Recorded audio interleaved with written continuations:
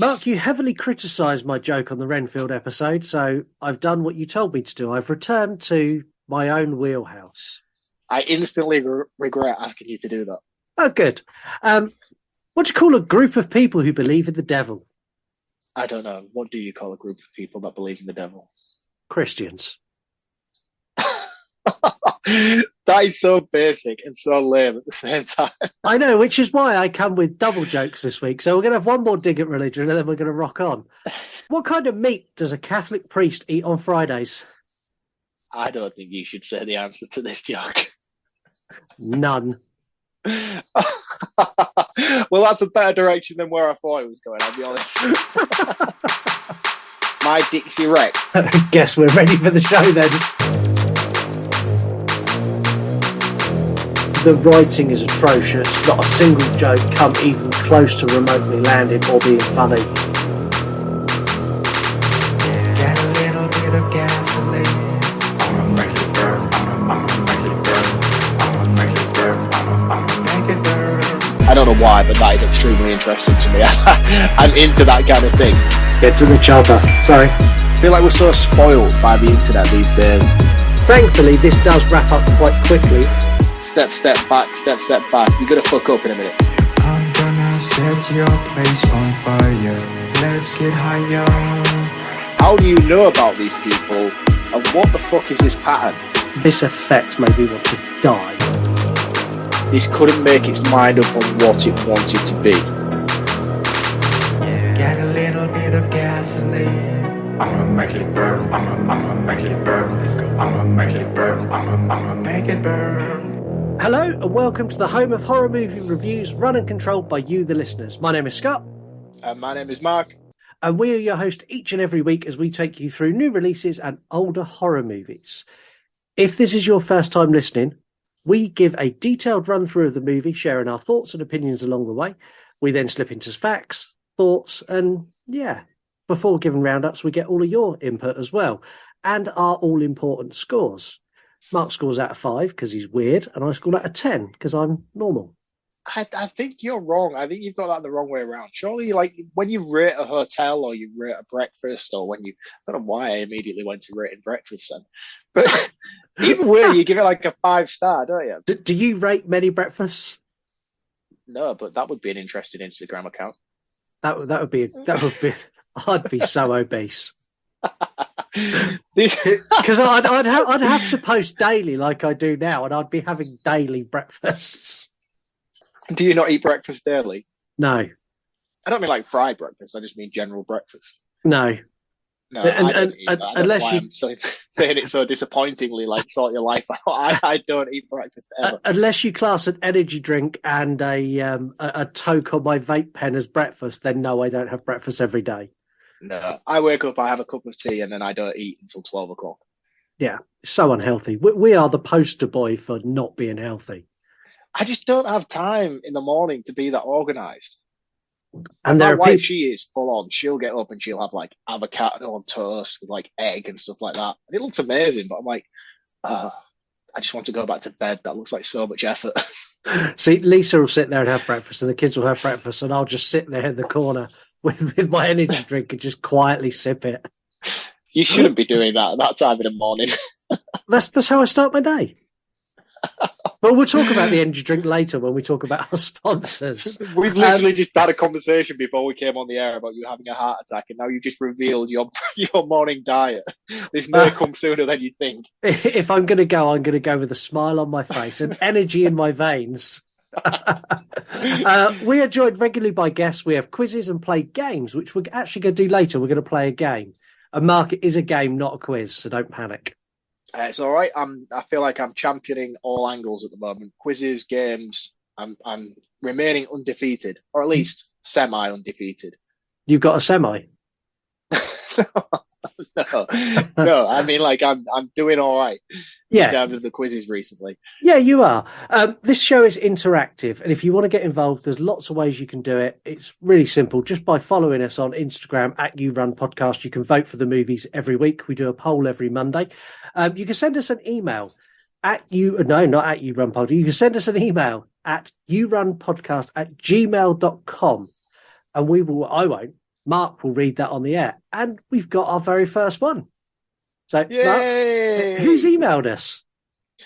We have an email from Nicola. I'm going to refrain from saying her last name because she might not want us to. You know, The internet's a strange place, so I'll just refer to her as Nicola. Nicola, you know who you are. And this is her email. And she says, my name is Nicola. Can you please do 1998 Urban Legend for my birthday on the 18th of May to cheer me up? Please. Oh, there's a lot of pleases in that email. There is a lot of pleases in that email. Also, her name's Nicole. I'm just reading the email myself now. Yeah, I'm very illiterate. I do apologise, Nicole. It was such a good idea when we'll get Mark to read the emails on the air. Yeah, you should have maybe proofread that to me before I actually tried to attempt it. I probably should have done. Nicole, we can't get it on for your birthday. Apologies for that, because this comes out on the 15th of May. So, happy birthday for a start. Happy birthday, yes. Thank you for listening. We will get it on as a listener request, especially for you, but it's going to be further down the line. And I'll drop you an email when we're going to get that episode on, so you definitely don't miss it. And thank you for emailing us. It's brilliant. Thank you very much. Yes. And everybody else, you can email us too. If you've got something to share or you want us to read out, please drop us an email, like Scott said, at theuronpodcast@gmail.com, and we will get to them in due course. Yeah, and send Mark some abuse. Mark will do better when he's reading an email that I send him a second before we record and he doesn't know what's in it. Yeah, this is very true. I like the abuse, so bring it on. If you've got something you want to rant and rave at me about, I can take it. I'm thick-skinned. Oh, that's so fabulous that you've said that. We've received some voicemails. You can send voicemails into the show by sending us an audio note DM on Instagram, or by recording a TikTok with no music and tagging us. We have quite a few this week, Mark. So we'll, Are they all bad, and are they all for me? I wouldn't say they're all bad. They are pretty much all for you, but they're not all bad. Yeah, this isn't going to go well, is it? I don't know. I think you will have. Yeah, you're not going to enjoy them. Okay. Bear with me, right? Here we go. Here's the first one. Hi, guys. So I've just finished listening to your Carrie episode, and I'm sorry to disappoint you, Mark. I have no idea what Bernard's Watch is. I did Google it after, and I still have no clue. Definitely never seen it. Sorry. I feel like I'm on an island with this Bernard's Watch thing. You are definitely alone. And that was This Girl Loves Horror, who you actually called out going, this girl who loves horror will help me out. And she did. I could have sworn she would have had my back on this one. How does nobody remember it? Does nobody remember CITV? Is it still CITV these days? I think people remember CITV. They just don't remember the terrible shit show of a show that obviously was Bernard's Watch. The shit show of a show? Shit show of a show. That must have been hard for you to... If I'd have written that in my notes, I'd never have got that out. But because it came out naturally, I didn't fuck it up. Right, we've got another message. So this is what we've got next. Wait, I got to know. What do you call an intersection over there? If that's an American thing. What is it? An intersection. Yeah, so we spoke at the end of Carrie. And we were talking about there being an intersection at the end of the road for the like the dream sequence. Yes. And you were like, it's an intersection and that's an American thing. What do we call it here? I think we just call it a junction. The end of the road. The end of the road. I don't know. Well, I mean, yeah, why did I say intersection? That seems awfully strange for me to say it like that now I hear it back. Yeah, that's what they call it in the States. And you were like, intersection, if you're American and you've done your great American accent. Yeah. I do apologise, Americans. I think we just call it a junction, don't we? Yeah, a junction or the end of the road, or we just don't call it an intersection. No, definitely. But then Americans don't have roundabouts either. Which is awfully strange. I think it's bizarre. Yeah, like it is the most functional way to deal with an intersection. Yeah, just stick a giant round bit of dirt in the middle and make everyone drive around it. Yeah, for that reason, we probably don't have intersections because we have roundabouts. This is true. It's true. If any American listeners are listening now and they have no idea what a roundabout is, please call the show and we'll explain it in more detail as to what a roundabout actually is. The more we say a roundabout, the weirder that word sounds to me. It's a roundabout. Roundabout. People are listening who don't know what roundabouts are must think, what the hell are these guys talking about? We've got another two, so here's the next one. I want to say something to you and to Mark. Oh, shit. Oh, my God. I literally was screaming when I heard your pronunciation of Spacek. Y'all kept saying, Sissy Spacek. Spacek. Scott, Mark, come on, y'all. Y'all got to stop this. Spacek. Like, not Spacek. I love y'all. And maybe it's a UK thing, and my Kentucky, Alabama, Texas ass doesn't know, but I'm pretty sure it's Sissy Spacek. Anyways, I love the episode, of course, but I had to bust your balls on that. And John Travolta is an actual fucking weirdo. Nicolas Cage is kind of weird too. And I don't know. Love you guys. Bye. So Spacek, like basic. Like basic, yes, basic. But Heather wasn't done, so she left that message and then instantly left another message straight after because Heather realised she had more to say. For God's sake. Oh, I forgot to add as well that Mark was coming pretty hard at Sissy Spacek, like about her looks, and like I low-key did agree. Like she is very strange looking, but I think it's just because she's a ginger, and from what I understand, gingers don't have souls. I don't really know, so don't actually I don't know for sure. Anyways, okay, bye. Gingers do have souls. I've seen a video on the internet that proves that gingers do have souls. Yes, and that's a brilliant South Park reference from Heather, and she means no malice in that. I laughed my ass off when I got that. Very, very, very funny. Very close to the edge. So well. Heather. She was doing so well with the John Travolta bashing until she turned on Nick Cage. That wasn't very nice. No, I like Nick Cage. I did watch. Have you seen the Nick Cage episode where he's showing a news report around his house? No. I'll send you the link. I'll share it when we release this episode. So recently he's done like a tour of his house with a news reporter. Like MTV Cribs? Yeah, but kind of more serious, like a proper like CNN style reporter. She's like, oh, is it the Vanity Fair thing that they're doing at the moment? I think Vanity are doing it because they did one with like Lily Allen and and the guy who plays Hopper. It's got like her voiceover. She's got Nicolas Cage's house in Las Vegas is exactly how you'd imagine Nicolas Cage's house in Las Vegas to be. And then he's like, you go into his living room, he's got like a giant like bird of prey just like flying around. And then you go into his bedroom and he's got like a 6-foot black monitor lizard that lives in a cupboard. And he's like, have you seen his son? No. Oh man, his son's like a 7-foot tall proper goth with like all white face and like black eyes and long hair, like long black hair. Like I'm talking like the most gothic goth. Think Rammstein, but that's cool. Nicolas Cage's son. Yeah, it's great. And there's like photos of them both walking down the street together, and Nick Cage is just dressed normally. He's just there. He's like his goth son. It's brilliant. I imagine a night at the Cage Manor must be fucking awesome. Yeah, I would love to. I would love to be a fly on the wall in that house. Just set up a live stream camera, Nick, and you'll never have to work again. Charge $9.99 a month, and everyone will subscribe to watch it. Just think, like, remember the Osbournes TV show? How fantastic that was. Do that, but do the Cages. That would be brilliant. Yeah, or just follow Nick Cage. Just his daily life must be insane. I thought you meant like us as people just follow him around. That would be a bit weird. That would be very strange. However, would get us lots of followers. And a jail sentence. Yeah, this is true. Anyway, now we've sorted out Nick Cage's house and Heather has singled out a group who has no soul. It's time for Mark to single out another group that has lots of soul, and you should go and follow them. That was a nice link in this week's recommended account. You almost did so well, then fluffed I know, I fucked it up. Recommended account of the week. This week's recommended account is Lee Hardcastle. Lee Hardcastle, and you're going to love this, Scott, is a claymation animator and filmmaker. I've followed Lee Hardcastle for years and years and years, and I'm talking like back when he was a very, very low account on Instagram. I'm talking in the very low hundreds and thousands.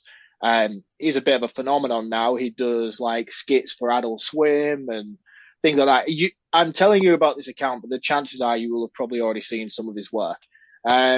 He does claymation animation, but he takes things like horror films. I shared one recently on my account of what he'd done with like The Evil Dead in 60 seconds. I don't know. Yes, if you I saw that it. one. Great. Fantastic. Very, very funny. He's a very British guy, so he has a British sense of humour, and he applies that to quite a lot of his work. He's done skits from The Thing, and he takes stuff from Rick and Morty and Family Guy, and even kids' TV shows such as Pingu. One of my favourite bits of work he's done today is he did the music video for a song by a band called Gunship. Gunship are like a neon noir tech sort of band. Do you know, like you get like that kind of era of retro 80s music that seems to be taking a bit of a hit these days. He's done a song for them called Tech Noir, which features John Carpenter speaking on the intro. Oh, wow. Which is really, really cool. Yeah, it's really good. I use it all the time on quite a lot of my posts and stories and stuff. I love it.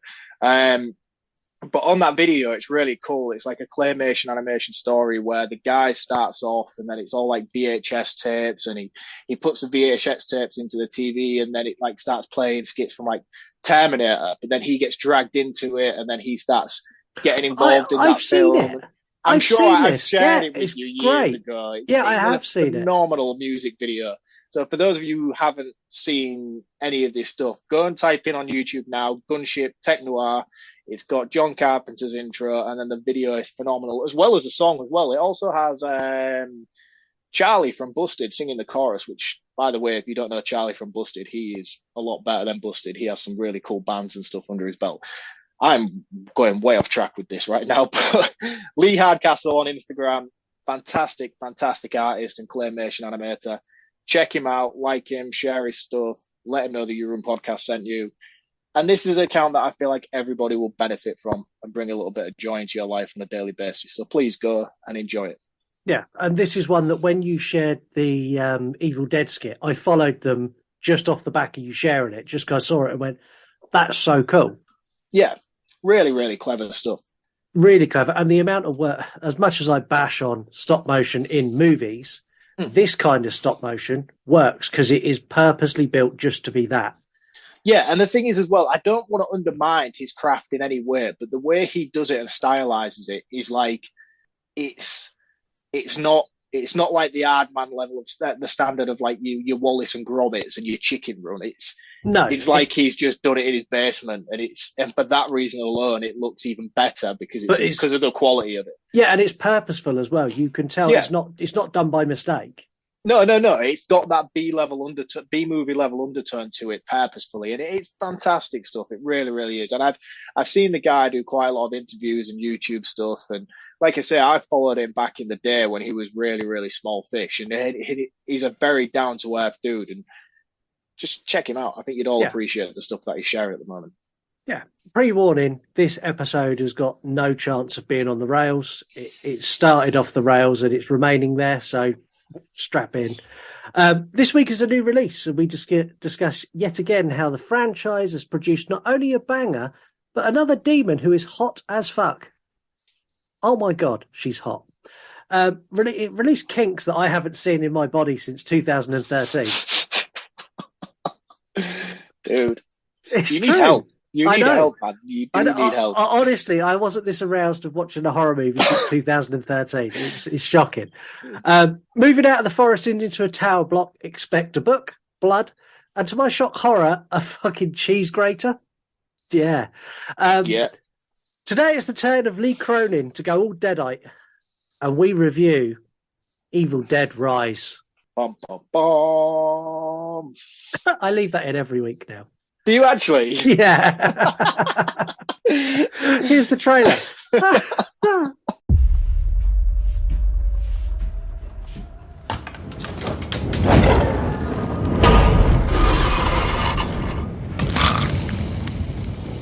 What's up, sis?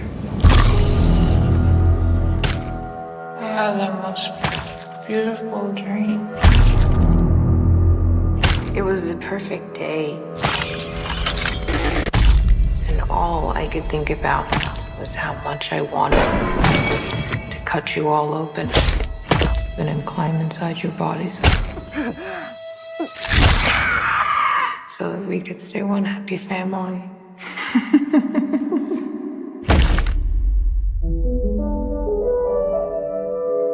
When I was just a little girl, I asked my mother, What is this, Danny? I found it. what will I be?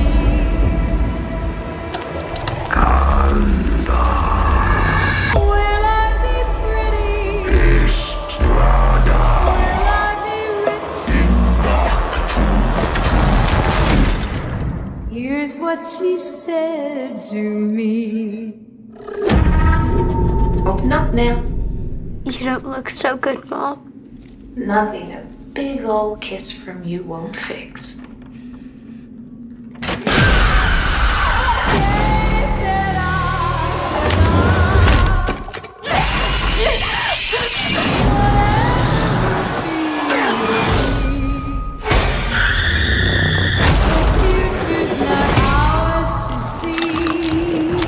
I'm getting us out of here. I promise. You'd be a good mom someday, honey pie. Oh, yeah? Yeah, you know how to lie to kids.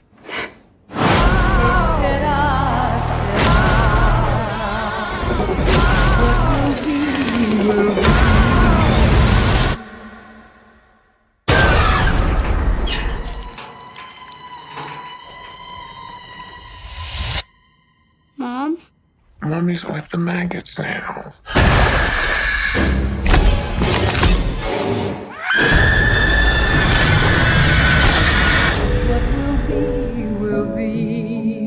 As always, listeners get first stab at this with some scores, and this week coming in at an 8 out of 10. IMDb rocked in at a 7.3 out of 10, and as it's a new release, just like Renfield, the only score out of 5 this week you'll get in is from Mark.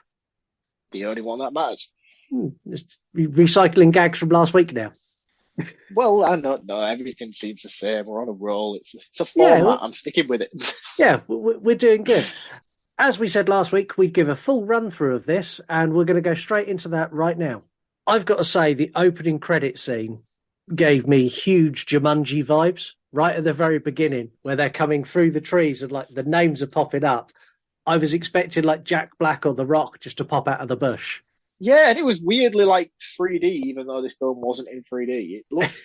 It looked. I'll be honest, mate, it looks shit. It was very strange choice. And the thing is, as well, I feel like this would have looked quite good had they done it at night. I think it was the daytime sort of jungle aspect to it that just threw me off. I didn't quite get it. Yeah, and it was meant to be like the POV of the demon coming through the trees, but I just kind of got, I don't know.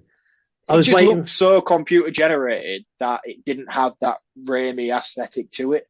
Yeah, no, it didn't. But it's really, this bit's like seconds long. Yeah. Yeah, I'm not going to dwell on it, but literally I sat at the cinema like, oh. Yeah, exactly the same thing I did. It wasn't the perfect way to start you off with this film, I don't think. No. We arrive at the dock. It's like a little like jetty that comes out into the water of a lake, as what we think is the POV of the demon approaching. It turns out it wasn't a demon, but instead a drone. I love the fact we got a drone. I like the fact it's been brought up to modern times. Yeah, really bought into that. It's controlled by Caleb, who, to be honest, is the biggest dick I've ever seen in a movie. Do you know what? I immediately went straight back to Friday the 13th remake when I saw this opening sequence. Yeah, I wasn't feeling this at all. I really wasn't, and I was kind of apprehensive about what was to come. I was like, oh God, what have they done? That was my literal. I mean, we're literally like 40 seconds into this film. Yeah, and I'm like, oh, here we go. I'm gonna hate this film, and I didn't like the characters. I didn't like the aesthetics. I didn't like the use of the cinematography. I didn't like the way that it was all shot in broad daylight. It felt like a early 2000s Michael Bay horror remake. You know, like the Texas Chainsaw Massacres, the Friday the 13th kind of stuff. All that came out in that era. I was like, oh, this is dreadful. Yeah, and I think when we get further in, I think this was done deliberately like that for that exact reason.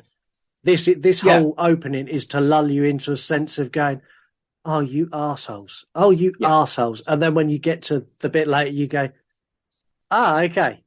Yeah. I get it. Oh, I get 100%. It. And I think it works in that context. But as we're going through it step by step, at this point right now, I was just holding my head in my hands like... Yeah, I wasn't impressed.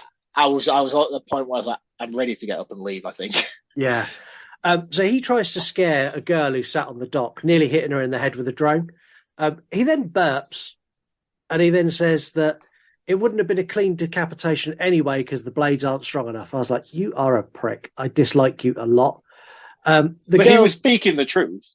He was speaking the truth, but he wasn't being very nice about it. And the girl's like, shouldn't you go and check if Jessica's okay? If she's feeling better. And he's like, no, dosed her up with some medication. She'll sleep it off. She's fine. She's a pain in the ass anyway. I was like, I'm assuming this is his girlfriend. Yeah. And I was like, you need to die. At this point, I was like, demon, come now, take him. I'm ready. Fed up with Caleb's shit, the girl goes up to a very nice looking, very triangle cabin. I don't know where they found this or if they built this, but this is like... Ari Aster designed it for them.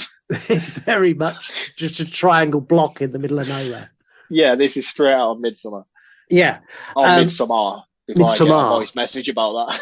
Yes, we need to make sure everything is pronounced correctly, otherwise there will be a Texan who's at Twilight gets very angry. Yes, I do apologise. The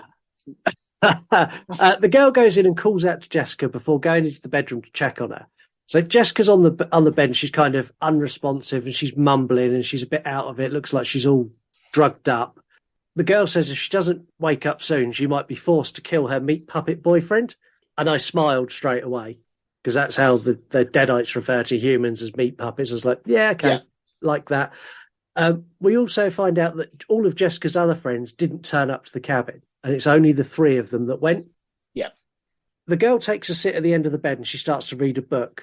With this, Jessica starts talking. She goes, the intense horror of my nightmare came over me. And then she sits bolt upright and she's reading the words of the book that the girl's reading on her lap that Jessica can't see. I thought this was really, really cool and really, really suspenseful. But you know what didn't quite execute it well enough for me was how focused they were on the words that were in the book. I feel like you could have done this a lot more subtly than the way they did, because they really hone in on the words on the book and follow them slightly as she's reading them. Whereas I feel like you could have glanced at it. We would have picked up enough from that glance as what, do you know what I mean? Like they glanced at the book and I kind of got a sense of what they were going to do. But then when she bolts upright and as she starts reading, they then flash back to the book and the screen follows the words on the book as she's reading them. And I thought it was a bit too heavy-handed. They could have done that. They didn't need to do that extra scene where they followed the words on the book. It kind of compromised the whole situation, I felt. Yeah, and I'll agree with you, but I am going to add that a good chunk of the movie-going audience are not that bright. Yeah, I don't know though. I still feel like it was implied enough, regardless of looking at the words that were written in the book. It was implied enough for me for them to not have to go down that oversimplification route with it. And it just I think they oversimplified it to stop 300 YouTube creators creating a video that said, Evil Dead, Rise, book scene explained. Man, they're ridding all those YouTubers of content, man. Yeah, exactly. That's why they done it. They filmed it without, and then someone went, there's going to be 1 million YouTube videos, and Lee Cronin went, no, there's fucking not. Get back in there. No, but it was very, very cool. But I just feel like what would have worked better for me if I'd have filmed this scene? Not that I'm in any way a fucking director or have the capabilities to do so, but they focus quite heavily on the back of her head, and as she starts reading the words, I would have preferred to have seen the camera circle around her, slowly revealing her face, reading the lyrics, reading the words, as opposed to them flashing back to the book. Yeah. And then you could have had a point of view of the camera looking at her face being possessed with her in the background holding the book. I'm not going to say names because I don't know names, but I just feel like it was just a bit sloppily handled. I feel like it could have been done a bit better. Yeah, as Jessica starts to talk, her voice starts off very soft and sweet, and then it turns into that deep deadite with like a high pitch undertone running through it. And the other girl freaks out. She's like, you need to shut up, shut up, shut up. And with that, Jessica like falls limp and then rolls onto the floor. Her friend approaches, and I was sat there going, don't go near her. Yeah. Get out of the way. Go now. As she approaches, the friend literally sits up and starts to choke her. And she spits up something that I'm going to have to say. It closely resembled a lot of semen. Now, this was a question I wanted to ask you, being such a big fan of the Evil Dead franchise. It's been a while since I've watched these films, but I don't recall them vomiting ectoplasm in any of the other films when they're possessed. They vomit various different... There's vomit in the scenes, and there's blood that pours out of walls, and they use all different colours all the time. But not particularly like this, though, is it? No. Because it seems like everyone that is by this... Yeah. I don't know if it's even... to be honest with you, I don't even know the context of it, whether it's even a different demon to what we've previously experienced or where this film falls within the timeline. But in terms of my knowledge of the prior films to this, I don't remember them being so consistent with this. You possess, have this white spit, and then game time. It was gross, though. It was just the most horrible goop. It looked like what I said it looked like. Yeah. There's no getting around it. It was weird, but in terms of film canon, it just didn't... It felt out of place to me, I'll be honest. I didn't understand it enough. I was a little bit taken back, and I did sit there and had a moment where I go, oh, Caleb can shoot, can't he? Dude. Save it for the opening gag, man. She then starts to have a fit, and her friend sort of tries to calm her down and leans in to see if she's still breathing, and then Jessica grabs her throat again and begins winding her other hand through her hair, and like putting her fingers in her hair and like wrapping her hand in a circle, and then in a demon's voice asks, "Who's the meat puppet now?" and rips out her hair and half of her scalp with it. This was rough as fuck. Yeah, very, very. I imagine that to be such a painful thing to have to experience. And I think it would take a hell of a lot of force to do that. Yeah, I don't think you could physically do it without causing some sort of incision. The same way, like when you watch The Revenant, and they do a hell of a lot of scalping in The Revenant. Yeah, they always have to cut it first before they can pull it off. This is just completely just torn off in one, and it's... Does she stick her nails in? I think she sticks her nails in, doesn't she? And then tears. I think it's the nails that tear it off, which it was fucking brutal either way. Yeah, it's not nice. Back outside, Caleb is taking a piss in the lake. Damn. And again, I was like, oh, come on, where's the demon? And then we get the demon POV, or what I thought was the demon POV, but it's not. It's the partially scalped friend crawling down the dock to try and get help. Caleb spins around and asks what's happening. And you've got the demon is now following. So Jessica's following the girl down the dock. She stops and she picks up the drone that's kind of hovering in the sky because he's just left it on hover while he has a pee. Yeah. And she picks it up. And Caleb looks at her really confused. And then I thought she was going to kill Caleb with it, but instead plunges it into her own face. Yeah, I thought she was going to decapitate him with it, call him back to... But instead, no, they decided for her to headbutt it, proving that it would not take her head off and just scratch her face up a bit. Yeah, and she falls into the water. Caleb dives in to rescue her, and we see him getting pulled under as his friend screams on the dock. This is done like a scene from Jaws. Yeah, he or pops Deep up. Blue Sea if you prefer better shark films. He screams, he goes under, and then you just get the big pool of red blood. Big splash of water, and his head lands on the dock. Great. Love the decapitated head. Yeah, but still, again, I'm not going to lie to you. I'm not on board right now. I'm still teen frat boy, Friday the 13th remake vibe. No. Yeah, Jessica floats up to the top of the surface, and then she levitates completely out of the water. It's a great shot and a brilliant landscape behind. And then we get the title card arises over the mountains and casts the reflection in the water of Evil Dead Rise. Now I'm on board. Yeah, I'm on board, but also... This shot was fantastic. A stunning shot. And also, in complete contrast to you, I love the fact they had the balls to take it all daytime. I get what they was trying to do with it, and I know that they purposefully filmed it daytime as in to try and do something slightly different and take it like it was trying to revert expectations and do something new and fresh. But for me, it wasn't what I wanted. I didn't like it. I like the way that they did away with the usual standard character introduction tropes that we normally get, where it's, hey, party time, we're going for a weekend at the cabin. It just dives straight into the action, and that element of it was cool. But this whole daytime scene filming thing just didn't sit right with me. It jumped too fast into it, but at the same time, had this been filmed at night, had we gone that forest shot, if all this whole sequence was done at nighttime, I would have a completely different take on this and the way I feel about it. But I understand why they did it the way they did, and what they were trying to achieve with it. But for me, it just didn't land. I couldn't get on board with it enough for it to be. I don't know what I'm trying to say. I'm trying to basically say that it worked, but it didn't work enough. I appreciate what they were trying to do, but it just didn't execute it well enough for me. No, it was weaker than I expected the opening to be. I love the fact that we got some decent gore in really early. I mean, we're 6 minutes in and we've had someone scalped and someone decapitated, and we're not even into double digits of minutes into the movie. But I'll be honest, at this point, I had some serious concerns of what was going to come next.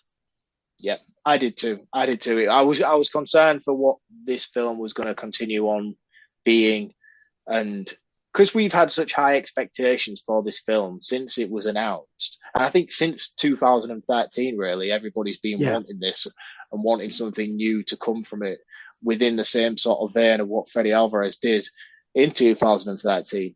And then when it finally arrived and I went into it and this is what they gave me in the first 5 minutes, I was completely disappointed. Yeah. And I don't think that's, like I say, I don't think that's anything against the opening sequence on its own merit. It's not a bad opening sequence. But when you stick it in this franchise and what everybody knows this franchise to be, it's not as good. It's not. It doesn't hold up, in my opinion. No, I'll agree. Thankfully, we cut to the scummiest looking toilet in the world where we meet a girl called Beth. And she's doing a pregnancy test while her boyfriend is banging on the door. I think it's her boyfriend. They never really explain who he is. I don't think they need to either. No, he's banging on the door and she's saying, look, I'm fine. I'll be there before curtain is up. Spoiler, she's pregnant. We then cut away from this girl and we see her getting out of a cab, arriving at an apartment complex. Now, in the apartment complex, we meet the mum, Ellie, who's a tattoo artist and a MILF. Yes. Like one of the hottest women in a movie ever. Yeah. I'm not going to argue with you. No. We also meet her children, which is Danny, Bridget, and Cassie. Now, the girl who has arrived is her sister. And this is Beth, who just found out she's pregnant. So this is Ellie's sister. And everything we are watching takes place one day prior to the events at the beginning of the movie. And I think it's easier to explain that now than try and explain it at the end. Yeah, but we don't know this as an audience watching this now. No, we don't. But I feel explaining it now is easier than if I try and backtrack through the movie and re-explain it when we get to the end of the review. Okay, you've probably just wasted about 5 minutes, which you could have just saved and backtracked to the end. This is true. A bit of brief context about our children. So you've got Bridget, who's an activist. You've got a wannabe DJ called Danny. And you've got Cassie, who likes cutting the head off dolls, which we see her do straight away with a massive pair of scissors.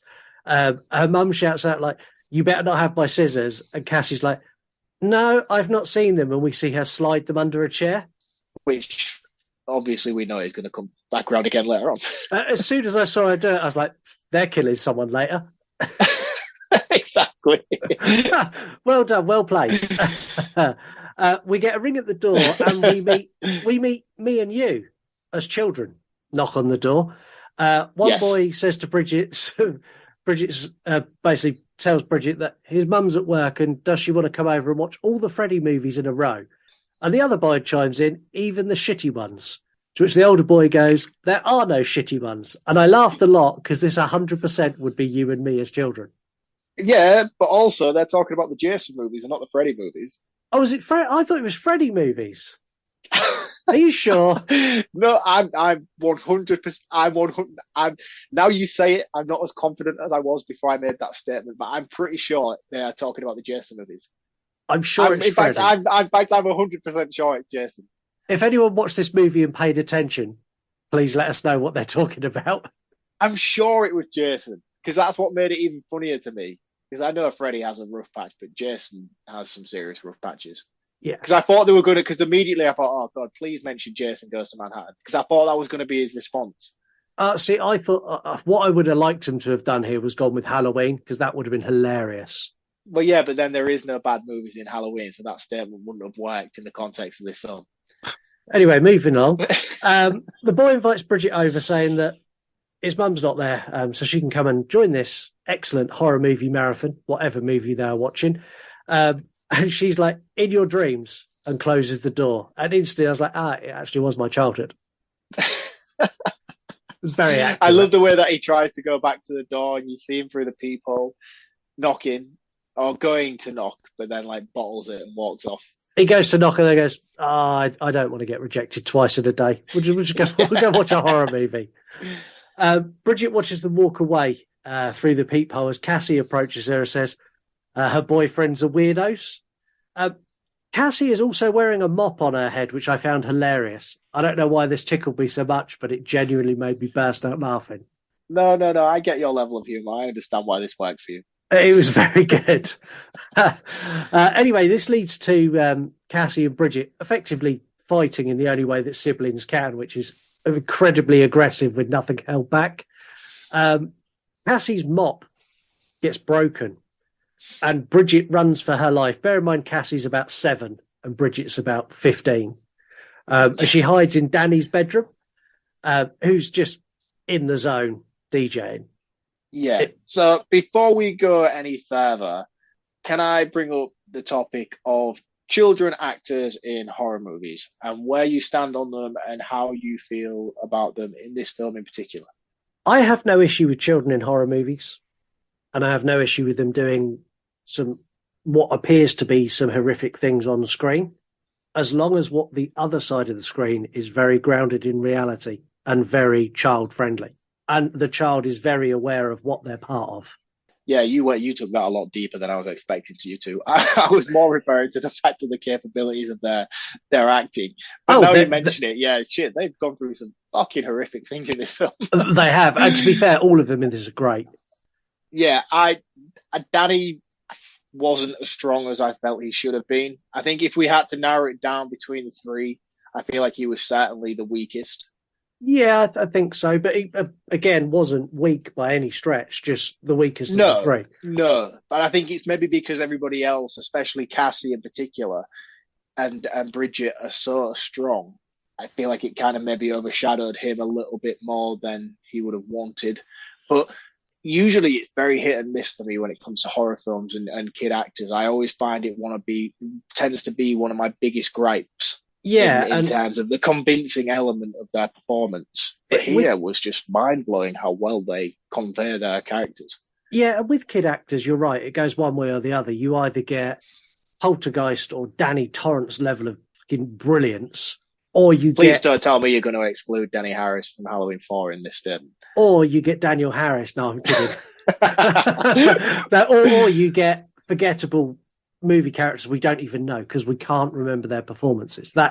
There's no middle ground as a child actor. I don't think you're either good or you're not. Yeah, I feel like John O'Connor in Terminator 2 kind of set the bar for what you can do as a young actor. Even maybe Macaulay Culkin from Home Alone.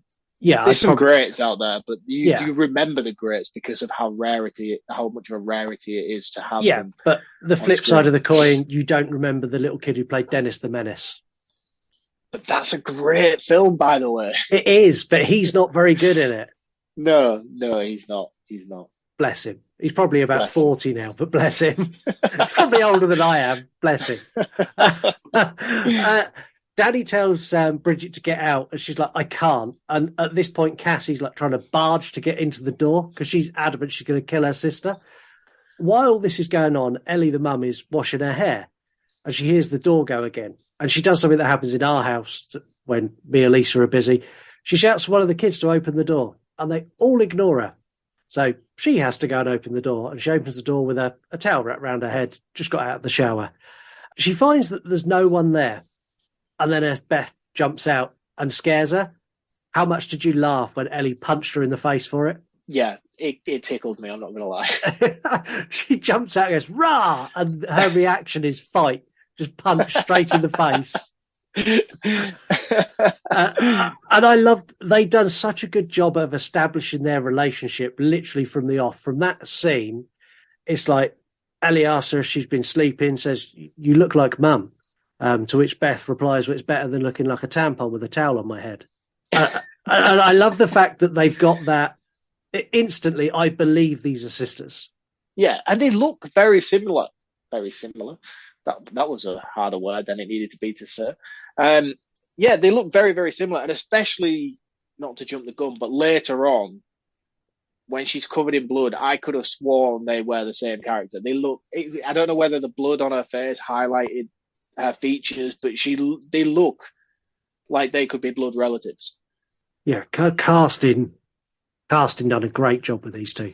Really good job. And I just want to say as well, like, one of my biggest apprehensions about this film was the announcement of, I can't remember her name. The one who plays the lead mum. Yeah. I know her previously from what she did in Stephen King's The Mist TV series. Yes. And she was absolutely abysmal in that.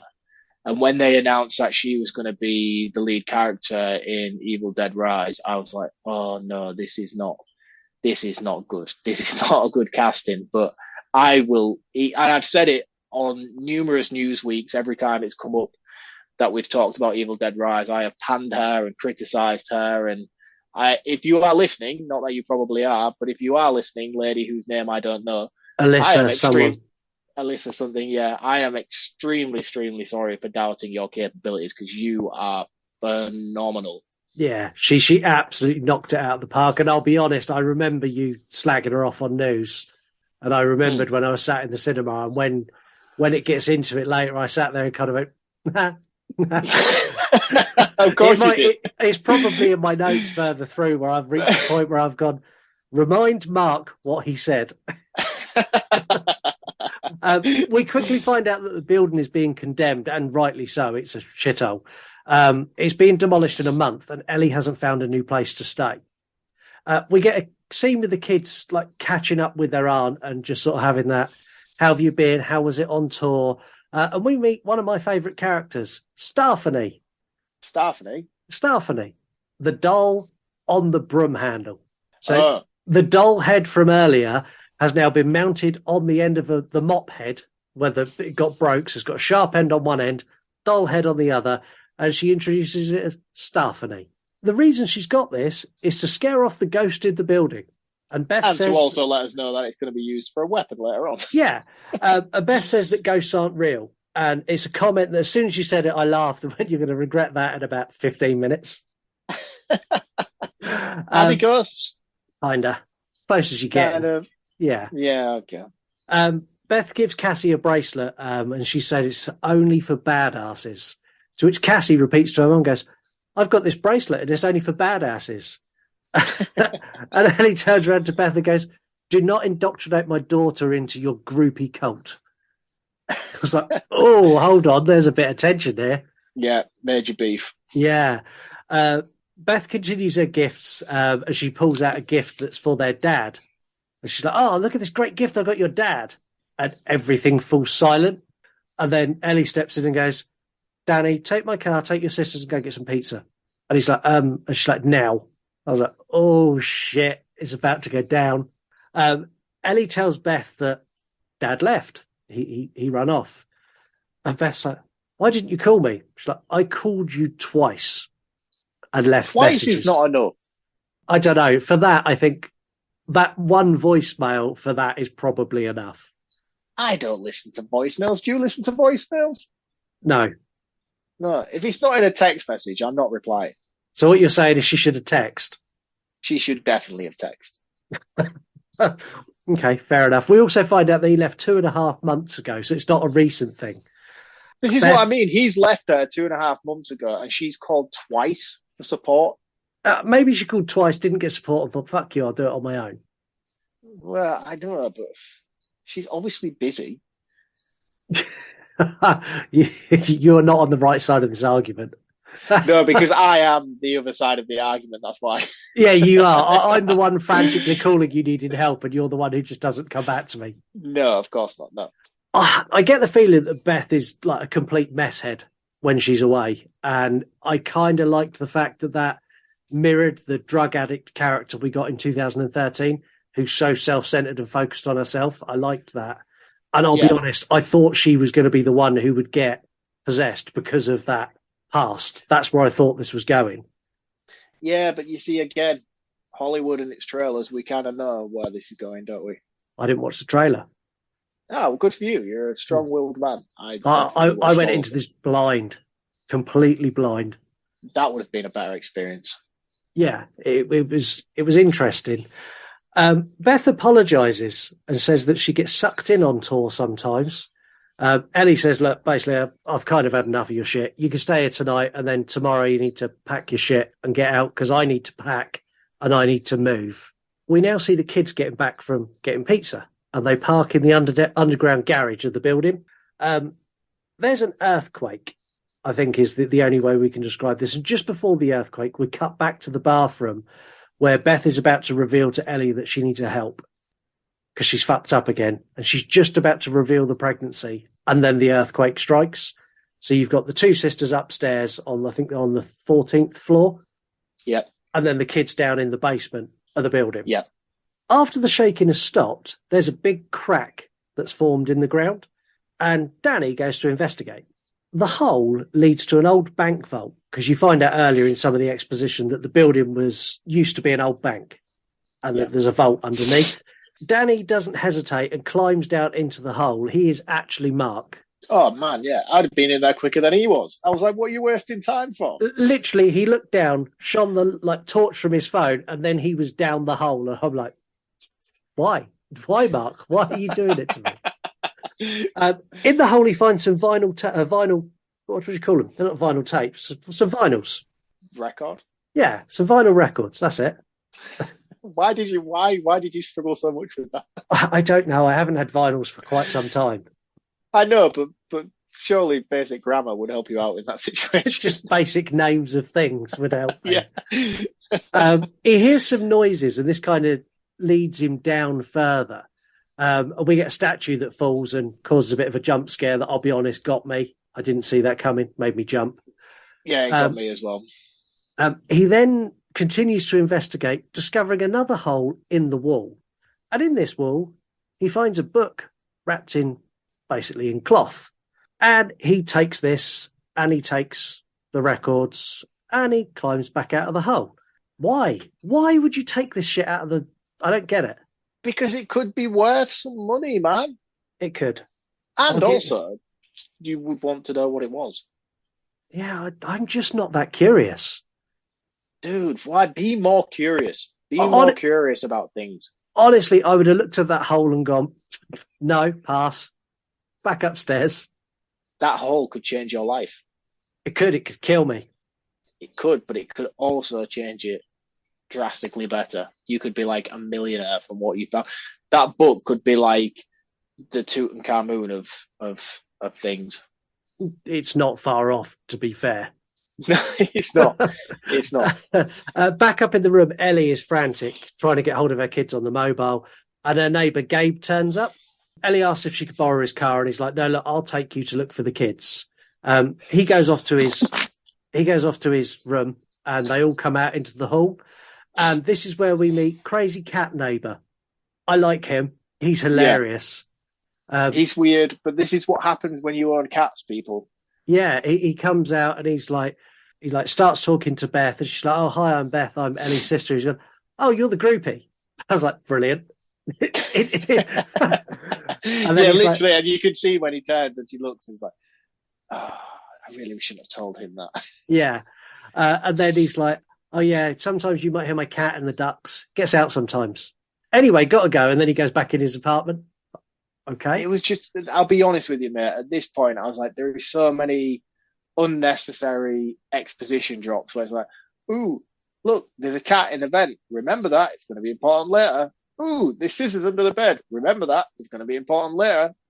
There was a lot of things throughout this where it's like, pay attention to this shiny thing that we're showing you on the screen because you need to know about it for later so we could justify it. You have watched the rest of the Evil Dead movies, right? This is 100% canon. I have. 100% canon.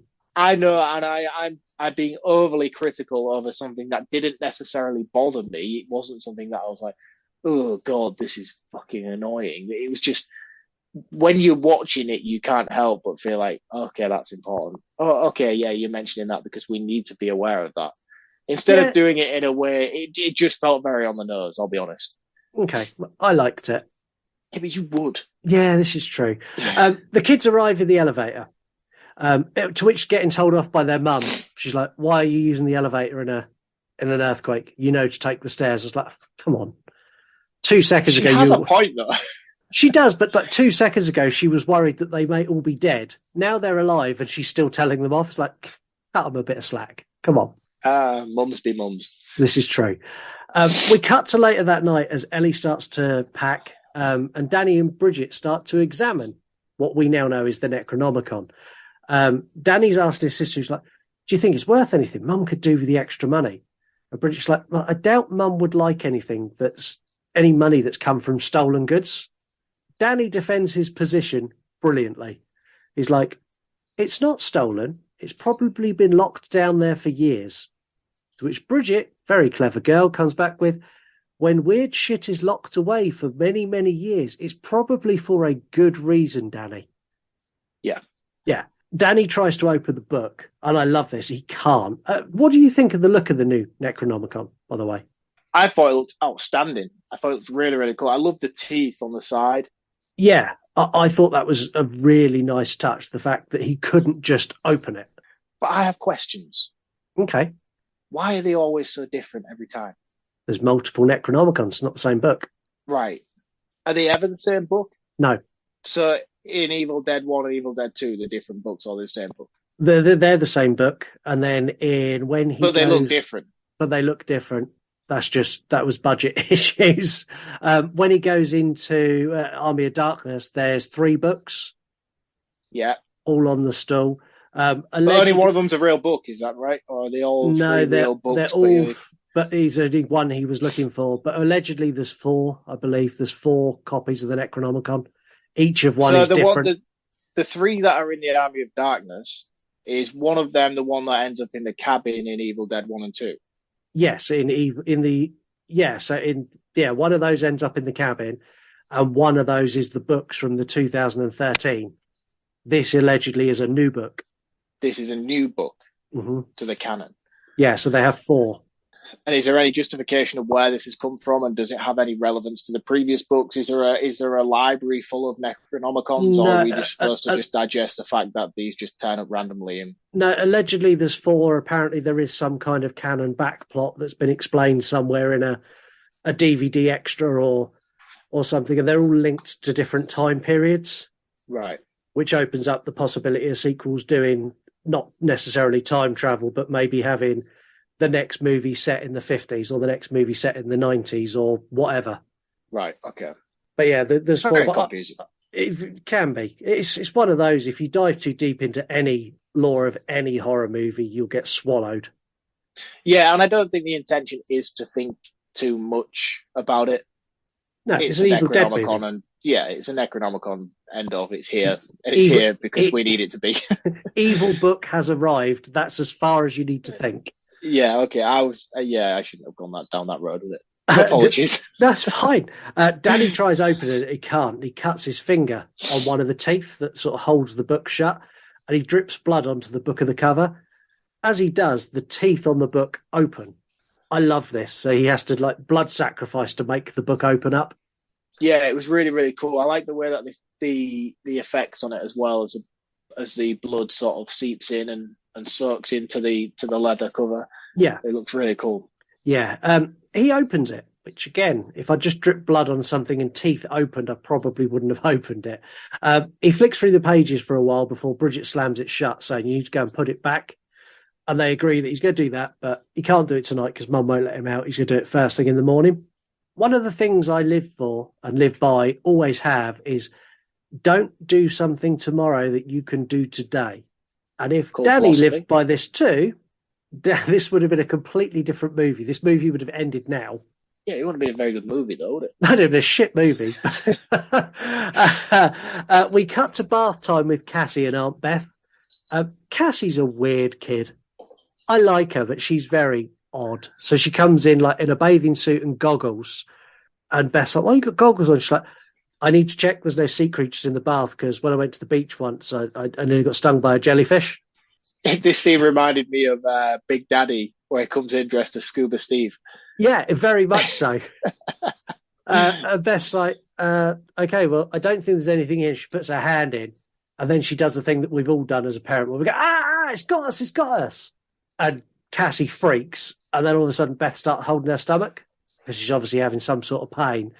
And Cassie's like, she's pregnant. Yeah, because she's pregnant. And Cassie's like, I really hate it when my tummy hurts too. And I was like, oh. Yeah, it was cute, wasn't it? It was really sweet. Jump back to Danny, who's now dug out the old vinyls that he found in the basement. If you've ever heard it or ever seen an Evil Dead movie before, you know exactly what's about to play, kinda. I like this. I like the fact that it's not the same recycled shit that we've had before. Well, I mean, you say that. I don't think it is. I think it's the same narrative, but done in a slightly different way. And I like the fact that, like, he plays the first one, and it's a vicar giving a lecture that he's found a book, and it's a book that he believes can communicate with the dead. And then it's the rest of the clergy going, no, you're not allowed to use that book. And then that one ends. And Danny's like, oh, this is a good story. Let's put the second story vinyl on. And on the second one, it's like he's going, I'm going to take this on my own, and we're now going to do it. And me and my two assistants are going to try and communicate with the dead. And I love it. I love the fact that it's done in stages because it ties in later when we get the rest of the story. Yeah. I don't want to say too much until we get to it, but I really like the way that this plays out with the vinyls and that it's broken up into chapters, if you will. Yeah. We hear the story continue as we get, as Ellie goes out of the apartment and she's going down to what do you call it? Is it a laundry room? She's taking a big basket of washing. Why would she do this? She's just told the kids not to do this in an earthquake. There's just been an earthquake and she decides to do some washing. Did you not have a mum? Do as I say, not as I do. Well, I know, but still. As she gets in the lift, we hear the vicar translate the bit of the book. We get the scripture. Can you remember what it is? No, I struggle with English, let alone fucking. I think it's talking to the dead. Nikto, Klato, something, and I can't remember the last bit. Varatu, yeah. Have we just summoned it? I don't know. If my office starts shaking, things aren't going to end well for me. No, if your office starts shaking, I'm going to stream this live on YouTube straight away. Yeah, cheers for the concern for me, though, mate. You're welcome. We get a POV as the demon rushes out of the apartment or rushes towards the apartment block from outside. When it reaches the apartment block, like any good demon who's been locked up for hundreds of years, it tracks down the hottest girl it can find. This time being Ellie. And takes Ellie on a wild ride. Honestly, no joke, it genuinely does. Poor choice of words, but okay. It shoots her to the roof of the lift and then fires the lift up as far as it will go. And then it's like drags it back down. It's going at such pace, she's stuck to the ceiling. And then when it stops, she just splats on the floor. When she gets up, she's quite clearly shaken. I think I would be as well. And we see her like pushed around the lift and you hear whispering and she gets scratched. And it's that kind of unseen entity, very ghost movie-ish. Really, really great. She screams for this shit to stop. She's like, that's enough. And it does stop straight away. Then we see a vine drop from the ceiling and wrap around her neck.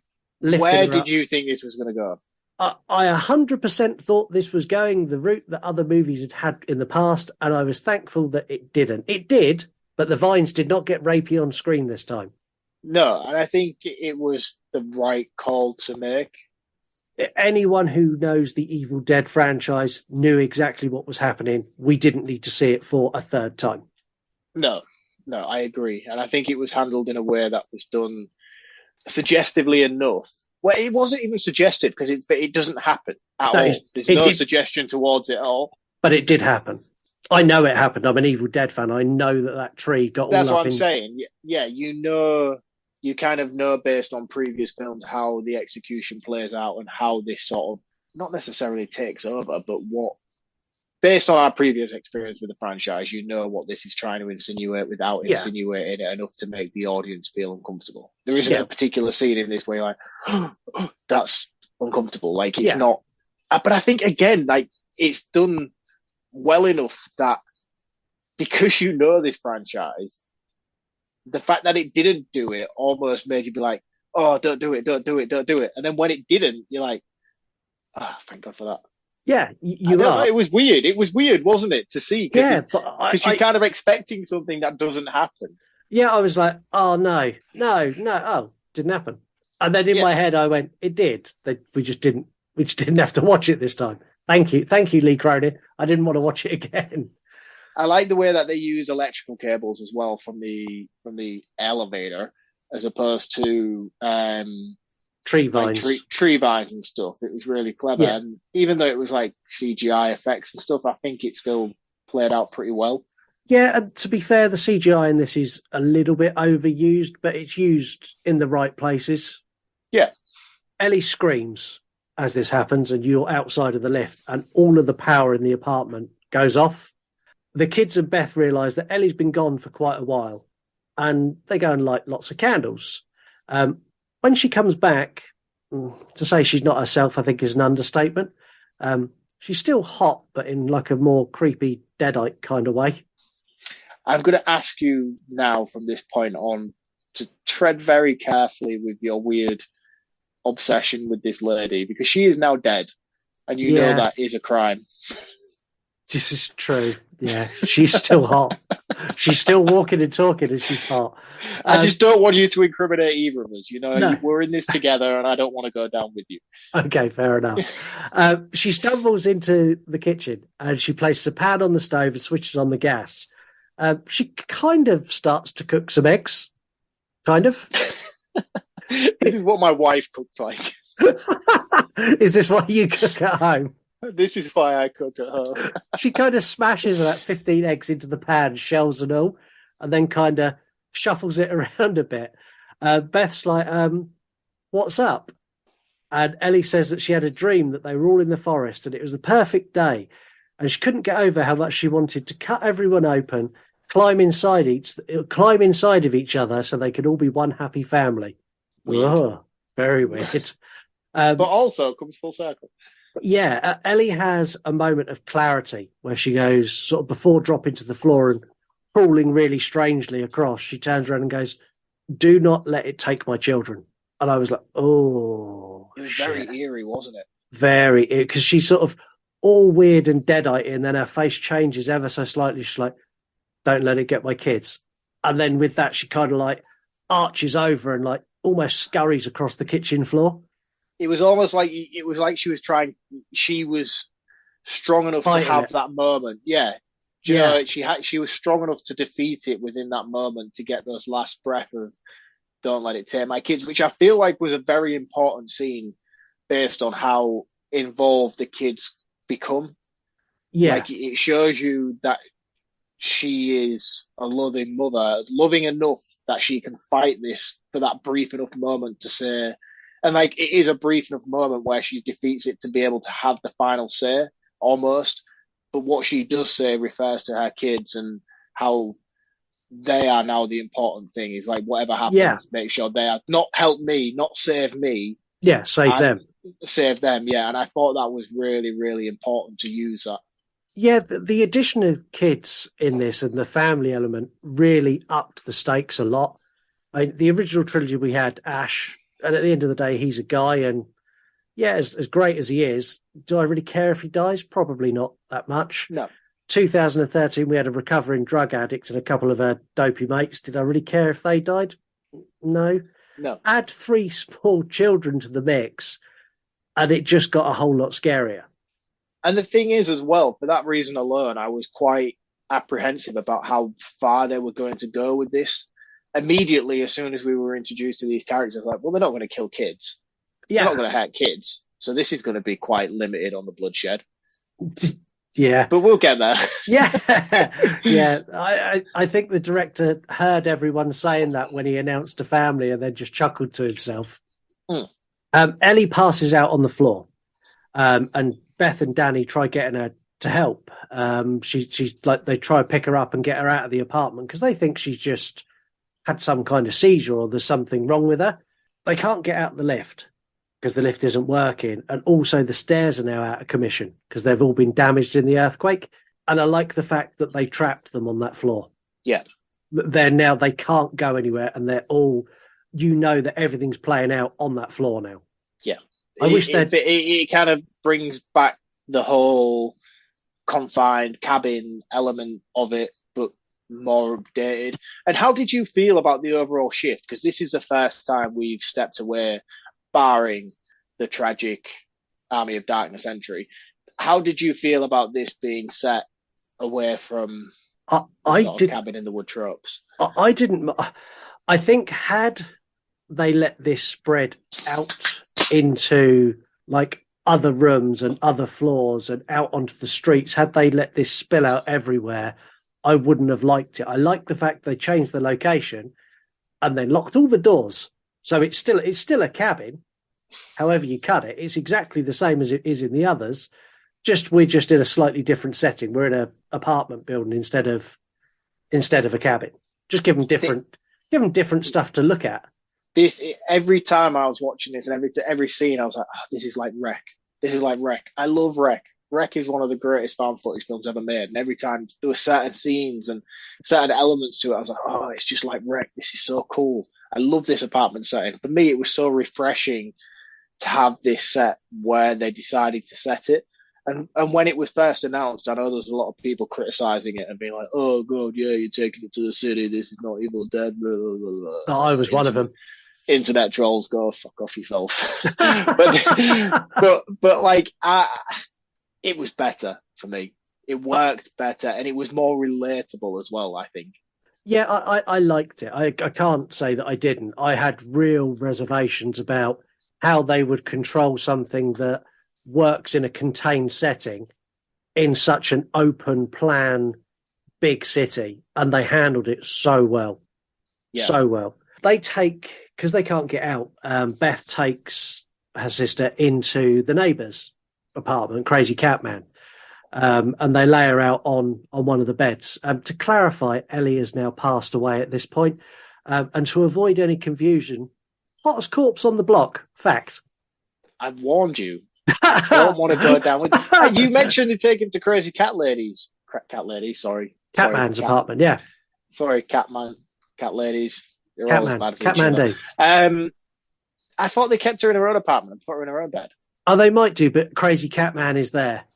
Yeah, Crazy Catman's there. Yeah. I don't think they take her out of the apartment because that would be weird for her in the next scene to then travel back to where she ends up. So I think it's still confined to her apartment. They just put her in her bed, but obviously because of the drama and everything, there's only like 4 people on this entire floor. Yeah, and they've contained the children sort of away from it, so the kids are not in with their dead mum, which is right. The neighbour can't get a reception on his phone to call anyone. And Gabe arrives. Gabe asks Beth if he can pray. Beth says Ellie was not religious. And Gabe says, I'm going to pray anyway. The fuck did you ask for, Gabe, if you were going to do it with it, whether she said yes or no? Perfect example of pushy Christianity, man. Very much so. She's like, I'm going to pray. No, she wasn't religious. She wouldn't like that. Well, I'm going to pray. Just do what the fuck you like, Gabe. I'm asking you out of politeness, but I'm going to do it and shove it down your throat anyway. Yeah. Gabe gets cat neighbour and Beth to help pray. He's like, let's all hold hands. I'd be like, you need to get the fuck out right now. After their praying session, Gabe says he can try and get to the old fire escape. But it's the other side of the building, which means he needs to go through room 82, which is unoccupied, condemned, and bolted shut. And Catman goes, well, you're not going to get through there without some tools. I've got some tools. Let's go and get those, and we'll go and get on and try and get some help. Cassie is crying in Bridget's arms, and I felt for her so much throughout this. She wants her dad to come home. It's super sad, really sad. And it kind of reinforces what I said, that the stakes are now upped because I've got characters that I genuinely don't want anything to happen to. No, yeah, I kind of was fully invested in everybody at this point. We get Gabe and Catman trying to get in door 82. They're getting nowhere. Catman's like, I'll go get my shotgun. And I was like, yes, go get your boomstick. We'll need that later. Back in the apartment, Beth sits with her sister's body and tells her she doesn't know what to do. She said she's too scared even to face her kids. She's like, how do I deal with this? She's holding her sister's hand and sort of showering down nice words when her phone sort of starts playing an answer phone message. And it's Ellie. It starts off as Ellie, as the message that Ellie left her when her husband left her. Yeah. And then it slowly changes into the demonic voice. And she's like, help me because I'm burning alive. I'd have been gone. Yeah, I'd have maybe tried to call back. I think you got a wrong number. I mean, it was cool. It was cool to bring in modern technology into this as well. And next, one of the best scares as well. Straight after this, we get the. It's super creepy. The fly lands on Ellie's eyeball. Yep. And walks across her open eye. Looks so uncomfortable. Really, I don't know how they've done that. I'm guessing. I was just blinking the whole time. The whole time I was like blinking myself watching it. I was like, blink your eyes. Yeah, and to my shock, and genuinely got me bad. She blinks, and then her eyes flick over towards Beth before she sits bolt upright. Yeah, I was like, whoa. At this point, her kids come in, and Beth says she's burning up, and we need to get her in a cold bath. Now, she's fitting when they get her in the bath. They've got a bath, and Danny and Beth try to hold her still. Bridget goes to get some ice, and Cassie's watching from the doorway. What comes next took me by complete surprise as Ellie leaps from the bath and sticks to the ceiling like some sort of demonic hot Spider-Man. Yeah. Does this happen in previous films? Do they have the ability to do this? I suppose the woman in Army of Darkness did down in the well. She done a lot of that. We don't really consider that as canon, though, do we? Yes, we do. Don't be coming at Army of Darkness. You know that's where this is going. Yeah, it was good, but it was also very exorcism of so-and-so, or the exorcism of so-and-so. You know, all those kind of tired, tropey things we've seen from many other films. It felt very at home with this film and the direction they were taking it in, especially the performance of the I can't for the life of me remember her name. This scene in particular, she is outstanding. She has this really creepy look about her face, the way she can contort it, and she's terrifying. Absolutely, your sexual fascination with this woman, especially when she looks the way she does, is just downright odd. I'll be honest. I am aware. I'm aware, and I'm kind of bringing it to the forefront because I'm hoping people will call the show and back me up. I'm hoping not to be alone. Yeah, those kind of people who call up, we need to put them on a list. The same list as I'm on. Yeah. We need to take you all and put you in a cage somewhere very far away from civilization. She screams like never, but I've never seen a scream like this in a movie before. I mean, it breaks glass, it boils the bath, and makes everyone else cover their ears. And then it abruptly stops and she falls back into the water. And she kind of comes really slowly and creepily up the side of the bath, like just lifting her head above it. And she's like, Danny goes near and she's like, Danny, don't worry. Mummy's with the maggots now. And then she fucking quickly crawls out of the bath like some sort of weird spider. It's really creepy. They took great care to show that a demon possessing a person doesn't know how to walk. And I can't tell you how much I appreciated this. When she comes out of the bath, because all the kids and everyone are fucking freaked and run out of the bathroom. When Ellie comes out and she's kind of like trying to put her foot down to learn how to walk, and she kind of stumbles a bit, and then like you see her making an effort to like get her foot adjusted right to put her foot down. Yeah, I love very, very cool. Very, very small detail, but something that I went, oh, that's cool. Of course a demon doesn't know how to walk. Great. Yeah, I didn't pick up on that until you mentioned it, but I guess now in hindsight, it does make perfect sense for them to be Bambi on ice, I suppose. Yeah, and it's something that those little attention to detail is something the franchise as a whole has always done well. Yeah. In all of the movies, there's always something where you kind of go, you didn't need to do that, but I appreciate the fact you went to do that. Yeah. Even there's bits even in Army of Darkness where you're like, you didn't need to do that, but great, glad you did. I like the way that you went to Army of Darkness as like even in Army of Darkness. Well, I'm trying to defend it to you because I still don't get it why you don't like it. I'm not the only one, mate. Ellie toys with Beth, pacing closer while carrying a huge piece of broken mirror in her hand. She stabs Beth through the hand so viciously. This must have sucked. As well, and I didn't think she was going to get her. No, I didn't. I thought she was going to like duck and roll or dodge, but she pins her, like fully gets her, and then when it's good as well. The practical effects in this look amazing. Yeah, is this practical, not CGI? I think it's practical. It's a bit of both, I think, but it works well enough and it's impactful enough for me to not learn about it. Yeah, I think a lot of this is practical effects that they've glossed over, but they've done the bare minimum to make it look slightly better. Yeah, and I think a lot of that lies heavily on the fact that this was supposed to go to streaming. Yeah, because this was streaming and then done test screenings, and everyone went, no, we want to see that in a cinema, please. Yeah, and I think there is a lot of elements to this that you notice that. Yeah, and like, I'll be honest. Yeah, I think there is. And again, it doesn't take away from it. Let's be honest, the Evil Dead franchise has always had a B-movie, low-budget feel to it all the way through. Even 2013 had it. It's the king of B-movies, so it doesn't feel out of place within the franchise, but you can definitely pick up on that.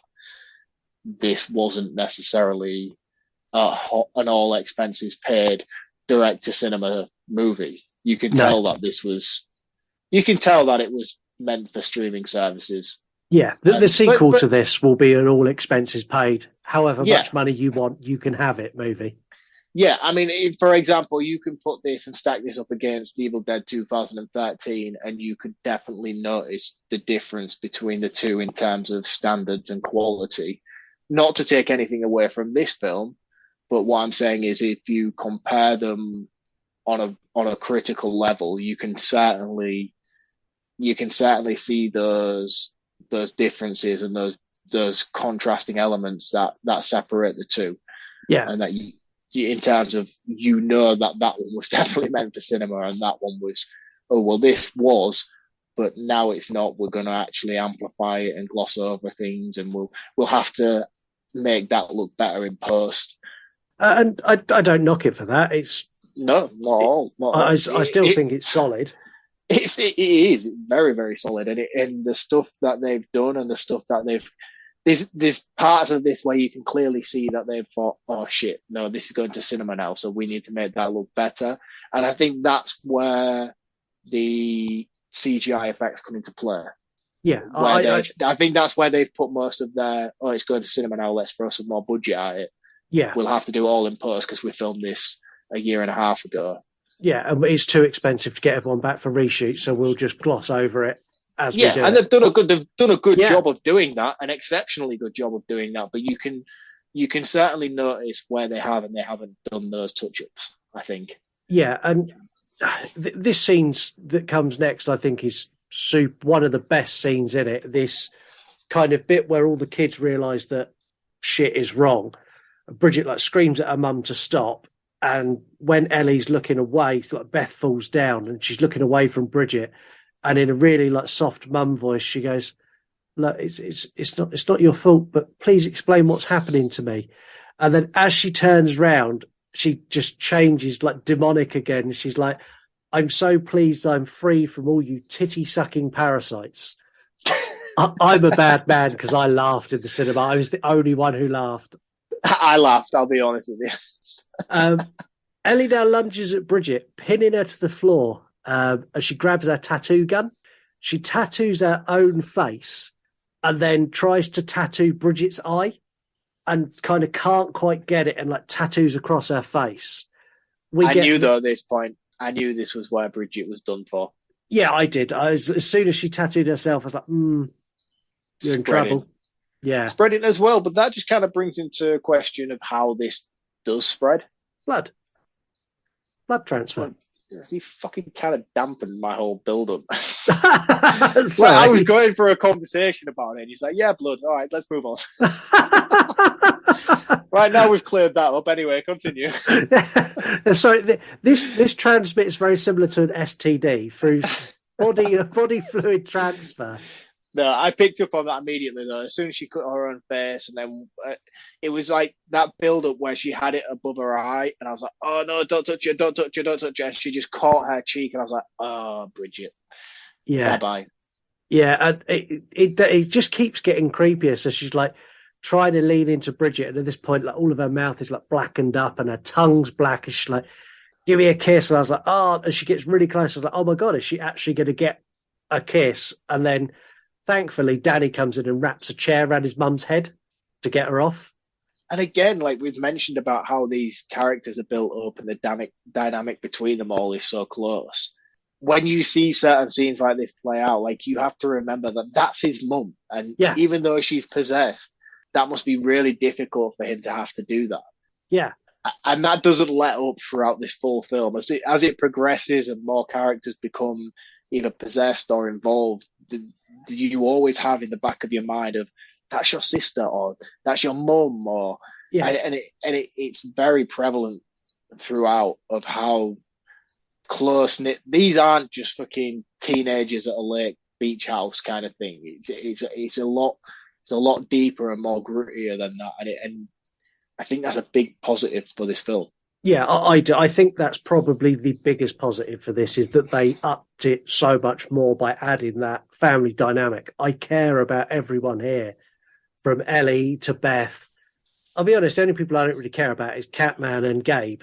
Apart from that, the core family, I don't want any of them to die. I'm not too fussed about Danny, I'll be honest, but I've already had my beef with him. Leave Danny alone. Danny hits her so hard that she kind of tumbles into the darkness of another room, and they all kind of huddle on the floor. And Ellie stands in the darkness asking who wants to rot next. As she's doing this, our praying mate earlier, Gabe, comes in the apartment like behind her. The shit that happens next is wild as fuck. I sat there like stunned. So Ellie's going, eeny, meeny, miny, mo with her family. And then spots Gabe as he calls her name. He's like, Ellie, are you okay? She attacks him, wrapping her legs around him like a boa constrictor. She's biting him and like scratching his back, and they tumble out the door together. Lucky fucker. I thought he was a lucky fucker until she bit on his face and sucked out his eyeball. Yeah. Wow. Now, it then what happens next? It goes full Army of Darkness. Yeah, not even just Army of Darkness. It's just full Raimi at this point. And I'll be honest with you, mate, it didn't sit well with me. Oh, man. This is the best bit. It felt like everything else was so grounded in horror and in reality in terms of what Fede Alvarez did in 2013. And I can appreciate the sort of homage and recognition to what Raimi had done with his slapstick elements previously in his other films. And I get why this is here, but it just felt so contrasting to everything else. I thought this was honestly hilarious. So she spits the eyeball out of her mouth and it lands in the mouth of one of the boys who knocked the door earlier for Bridget, lands in his mouth. It's great. It's like Drag Me to Hell all over again. It is. And again, another great movie. Beth is standing at the door because all this has gone like, out of the apartment now into the hall. And Beth kind of like looks down the hall. Yeah, Gabe's missing an eye. Ellie's there spitting an eye into that kid's mouth who's now choking. And she doesn't like freak out or go crazy. She just closes the door and locks it. Fabulous. Yeah. Ellie now starts to knock the door with her forehead. And Beth padlocks it shut. The banging stop, and Beth has a look through the peephole to see Ellie chasing down and killing the kid, and then Gabe in the hall. We see the neighbour come out with his gun. He's full boomstick, and he gets it as well before Ellie returns to the peephole. This entire sequence is genius. The vision, like shot through the peephole in the door, and you can only see bits. It's so well shot, and I've never seen this done before. No, the cinematography is really, really clever. It's an interesting POV angle to take with this, and I feel like it adds to the suspense of the story. Yeah, by locking her out, 100%. Yeah, and not just that by locking her out, but the way that it plays out, you feel like you're watching this as a member of the apartment. Yeah, you know? And it was a cool. It was Beth. I think it was done. And again, like you got to remember, this was meant for streaming services, and I feel like this was a decision made because we don't possibly have the budget to film this in a John Wick style that they maybe wanted to, in the corridor with having this full-blown action sequence of taking out everybody else in the apartment block. But I think it worked better for them, the fact that they didn't do that. Yeah, I don't think I would have liked a full like John Wick somersault in Deadeye ripping people's heads off. I think I'd have eye rolled at that. Yeah, I agree. But I think that was maybe their intention with it. Maybe. I don't feel like this was done. I know it was done purposefully, but I don't feel like it was necessarily done. This was a budget forced stroke of genius. Yes, exactly. That is what I was trying to say. It's a budget forced stroke of genius. They did it for budgetary reasons, but it definitely played out better in their favor. It's the same with everything, with every B movie. By taking something and you're like, oh, we've got to work with what we've got. Oh, well, let's do it like this because we can't do it how we want to do it. But in fact, it turns out that the confines of having a limited budget tends to usually work out for you better artistically. Yeah, and this scene's great. The way it's shot is just, honestly, I was in awe of this scene, and it's so tense as well because you're only getting that small window of the peephole, and there's a bit where she runs screaming down the hall chasing like the other young kid, and you're like, oh fuck, he's gonna get it. And the next thing you see is like part of his torso fly the other way down the hall. It's like, oh man. Did you just pimp smack your mic? I did, yeah. As people don't see this, when I record, I'm very animated with my hands. I'm borderline Italian when we record. You just mimicked the torso flying across the screen and just wiped your mic out. I did. I sent it flying.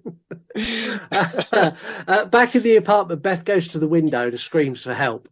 And Bridget goes up to Danny and goes, Mum looks very much like the pictures in that book. And then the two siblings start to fight, physically, like have a scuffle. And Beth jumps in going, look, you need to stop. Whatever happens from now on, we do not turn on each other. And this is where Danny fesses up and he shows Beth the book while Cassie sits in the front room with Bridget. Danny and Beth to look through the book and they start to talk about the vinyls, and Bridget leaves Cassie alone. And as soon as she left her alone, I was like, no. Don't leave her alone. And we hear Ellie start to sing from outside the door. And Cassie makes her way over to the door and it's like, Mum, this scene had me on like the edge of my seat. Bridget left to sort out the cut that she got on her face. And when she reaches to touch it, did you think it went very much Marvel's Venom? Yeah, a little bit. But while this is happening, one thing that I want to bring up is something that they haven't done in previous films is the involvement of the Necronomicon. You get the bits at the beginning where they unleash it and all the rest of it, but then that's kind of it for the book. But whereas this one, it's focused upon with various inhabitants and transitions and things like that. So Bridget's now in the kitchen, she's feeling this venomous thing on her face, and you get a flashback to the Necronomicon, and it sort of flips through the pages and lands on a section of a drawing which shows a woman with like vomiting tentacles coming out of her mouth. But you also get that previously earlier on when Ellie is in the elevator. It flicks back through the book and you see a woman bound with her ribcage torn open before we get the scene with Ellie in the elevator. And then again, like I say, now it's happening with Bridget. Before the sequence with Bridget unfolds, it cuts back to the Necronomicon, flicks through the pages, and lands on a set. Like this book is like almost as if it's blowing in the wind through pages, and then it sets on a certain page, and then it's almost say, right, this is what's going to happen to her. Let's see this unfold. Yeah, you're getting this deadite. That's your deadite. Then it flicks through. This is your deadite. And it's beautifully done. And I was of all the things that I had to say negatively about this film, this was one of the things where I was like, that's different, and I really like it. Yeah, and I think like even up until this point, like when like you get like the venom splat out the side of her cut, I still wasn't convinced we were going to get a child deadite.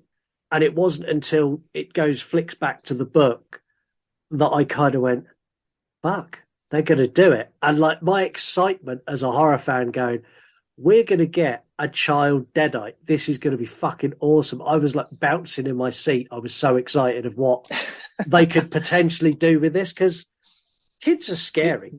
Do you not like children?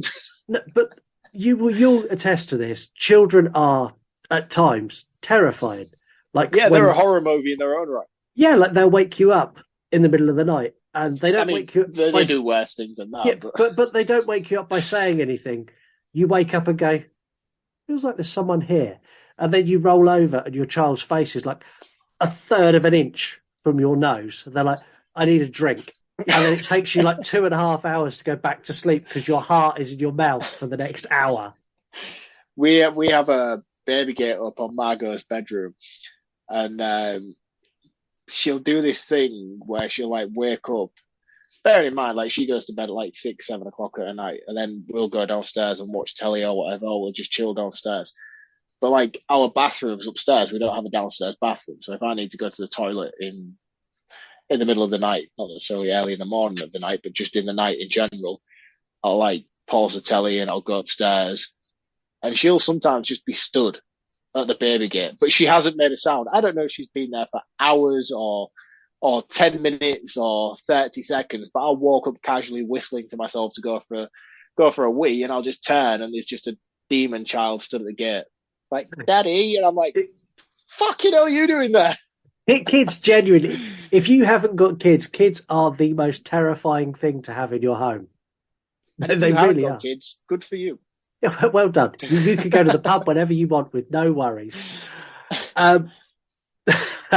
Bridget now starts to bleed like black goop from her nose and her mouth.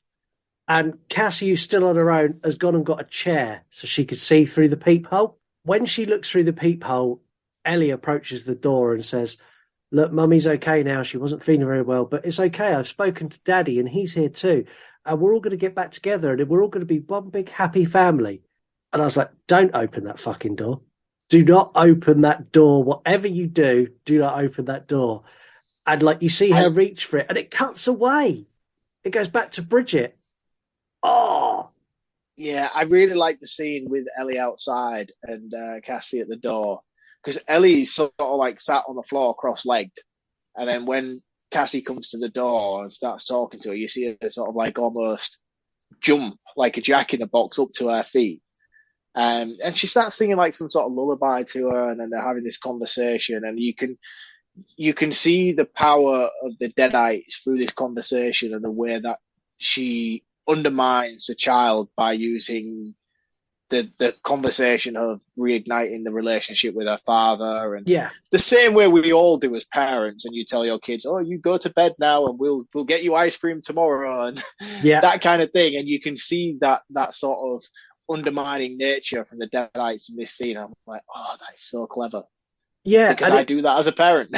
Yeah, and the thing is, it got to the point where I was like, it's all going to go horribly wrong. And when it cut away, I was like, literally, like, hands up by my head, going, like, no, don't leave, because I want to know what's going to happen. And it goes back to Bridget, and Bridget's like trying to clear all the black shit. She's like, drinking water and like spitting it out, and then she vomits what looks like a puddle of tar onto the floor. And as this is going on, Ellie's like, so come on then, open the door for Mummy. And Cassie opens the door. Oh man, like I knew it was not going to go well, but I did not expect it to be as violent as it was. No, especially with Cassie as well, because she's so young. She can't be any older than 5 years old in this. Yeah, she's, I don't know, maybe 5, 7 at a push, maybe. Yeah. She unlocks the door, and the second she does, it's still on the chain, thankfully, but this Ellie's hand comes in really fast and grabs her by the throat, lifting her clean off the chair. Thankfully, Danny and Beth get there in time to like free Cassie and get the hand off and get the door closed again. Beth loses her shit and sends Danny and Cassie to their room. But it's okay because Stephani's there to protect them. And again, This is so sweet of Cassie. She's like, don't worry, Stephani's here. We'll be fine. Oh, bless you. Bless you, carrying around the decapitated doll on your sharp spear. Well done. I'm real confused with the timeline here, because I thought while all this was going on, Beth was listening to the record. No, that's a little bit late. It's very close, but not there yet. In the kitchen, there's a clatter, and Beth goes in to find Bridget sat. I don't know if I can describe it. She sat like a frog on like the corner of the corner of the counter. I was getting confused. It's a new release. I do apologise. Yeah, because I thought it was Danny that comes in this scene. It's not. It's Beth, isn't it? Yeah, it's Beth. And she's lit she's only lit by like the fire coming from like the gas hob cooker. As Beth approaches, she kicks a pot, which gets Bridget's attention, who turns around and she's eating a wine glass. This was horrible. Yeah, and when I say eating a wine glass, I'm not talking like how Heather eats a wine glass where she drinks wine so quickly. I mean, she's literally biting the edges off the glass. It's that scene where she takes a big mouthful and you see the shards go down her throat and it cuts. Does it re-heal? No, it doesn't re-heal. It leaves a little marks. It kind of pushes it out, the skin splits, and then it goes down. There's like a little red cut there afterwards where it's like gone back into place. You can tell how badly me and Scott are feeling this scene because we're both stood here holding our throats as we're talking about it. Yeah, it's really horrible. And she's saying to Beth, she's like, I need to kill the creepy crawly in my tummy. I don't like having things in my tummy. I'm like, oh no, you're starting now to foreshadow the fact that Beth has something in her tummy, and I don't like where this is going. Bridget spits some blood at Beth before going on the attack. Fair play to Beth. Beth does not hold back. She boots Bridget across that room. Proper kicks her across the room. And I'm glad they didn't do the whole, I'm your auntie, I'm not going to hurt you. You need to calm down. It was just, Beth just goes full bore, boots to the face.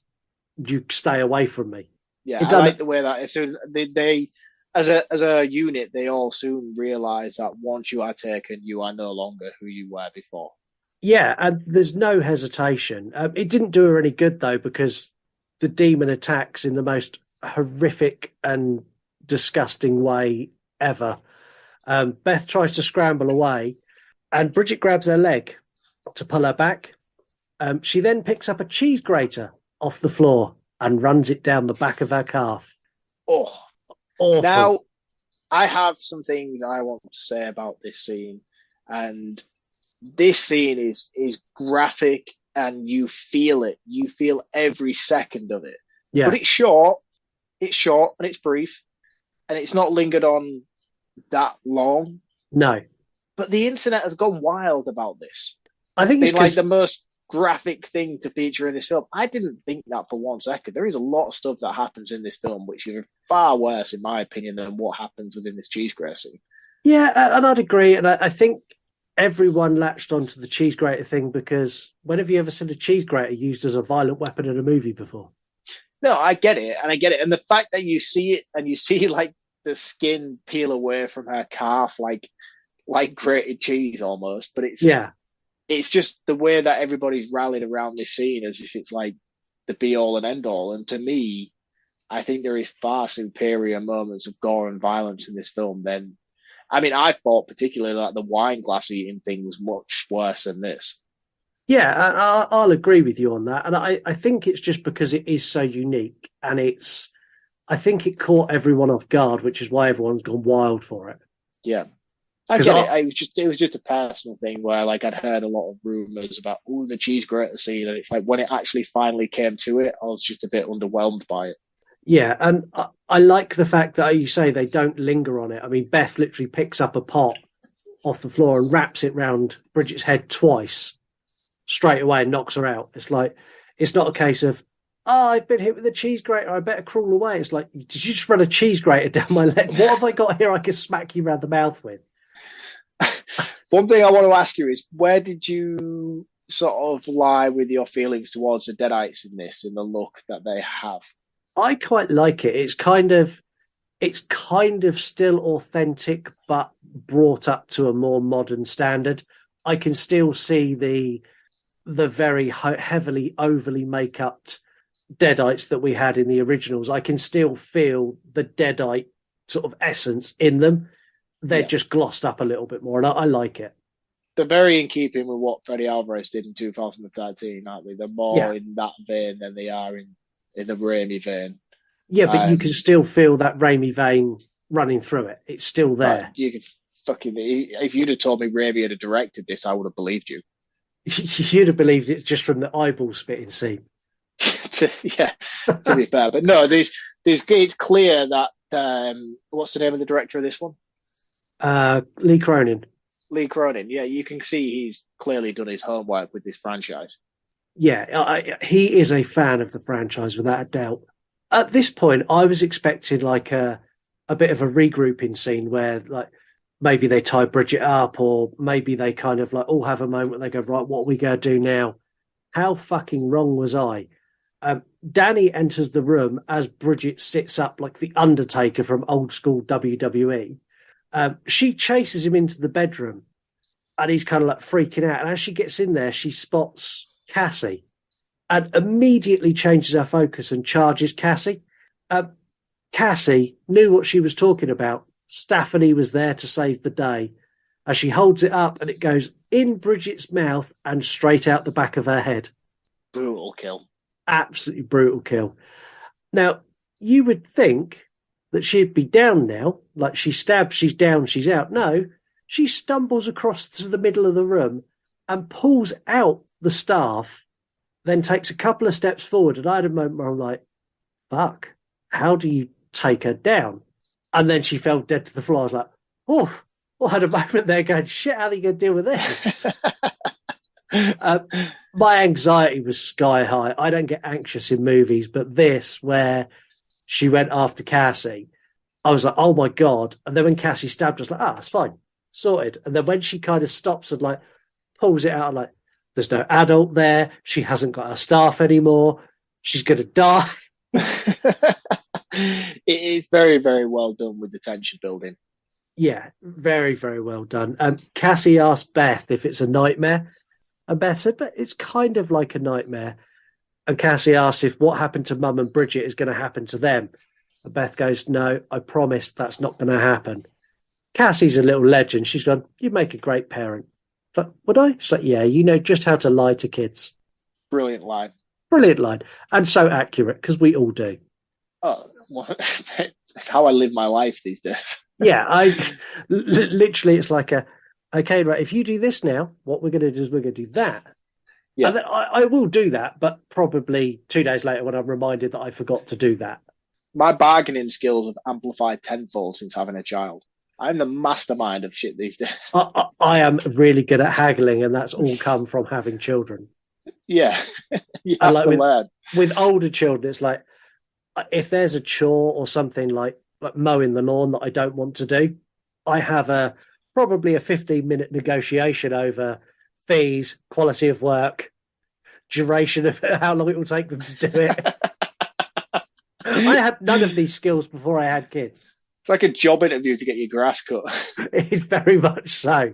A case of I'll go, well, do you want to mow the lawn? And I'll get, depends what's in it for me. I go, well, I can pay you. And they're like, well, how much? Like, well, it depends on what kind of job you get. Are you just going to mow the lawn, or are you going to get the strimmer out and do the edges? Are you going to like de-weed the little path that goes up? And it's like starts like that. And then after about 15 minutes, we normally settle on a £5 and I get a half-assed job. Yeah, and you might as well have just done it yourself. Yeah, I could have done it in the time that I haggled to have it done subpar by somebody else. Yeah, I haven't hit that age yet because she's still quite young, but I imagine I'm going to have that conversation in the years to come, I'm sure. You 100% will. And because she's a girl, she will do the shittest job for you, knowing that Daddy will go, it's all right, Princess, don't worry. Daddy do it for you. You can still have your £15 that you negotiated for washing up one cup. She is a little princess, so she will probably never have to have that conversation with me. She'll be like, "Oh, Daddy," I'm like, "Yeah, okay, whatever you want." Yeah, I was thinking, Daddy, how much is it going to cost me, and how much do you need? Where do you need a lift to? Yeah. We get what I thought earlier was kind of going to happen. We now get this kind of regroup stage, and they all kind of like sort themselves out. So Danny reveals that he's tied Bridget to the bed, and he says to Beth, well, it's just in case. And Beth's like, I need to listen to that vinyl. Danny says they have no power, and Beth says, I can fix that. Now, I didn't mention this at the beginning because I thought it was such a throwaway comment, and at no point did I think this would ever come full circle.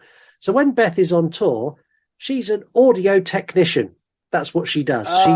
She fixes audio and makes turntables work and power work, and it was it's like literally like she says it for a second, and I didn't even bother sticking it in my notes. So when I got to here, I went, damn it. Yeah, I can't imagine many groupies come with that. I don't know. If you're in a band, let me know. Do groupies come with audio technical skills? Or do they just have oral technical skills? Oh, nice. Yeah. Beth fixes the turntable without any difficulties, and she starts playing the third vinyl, and this is the one we haven't heard. There's a conversation between her and Danny that I really liked, where he was like, "Oh, I did 1 and 2, and I think there's like 5 or 6 of them." She's like, "Well, I tell you what, I'll start at the other end." It's very much how you watch movies. Yeah. She does it wearing headphones, which kind of bugged me a little bit, given the situation they're in. You don't need to be confined in a headphone space when the whole world around you is crumbling, but I kind of went with it. Yeah, but there was kind of trying to say as if like, oh, well, we don't know what's on this tape and you don't want to hear it. Yes. I think she was she put the headphones on to protect them from hearing anything else. So that way, if whatever else was on the tape was going to possess her via audio, she was preventing them from being afflicted by it as well.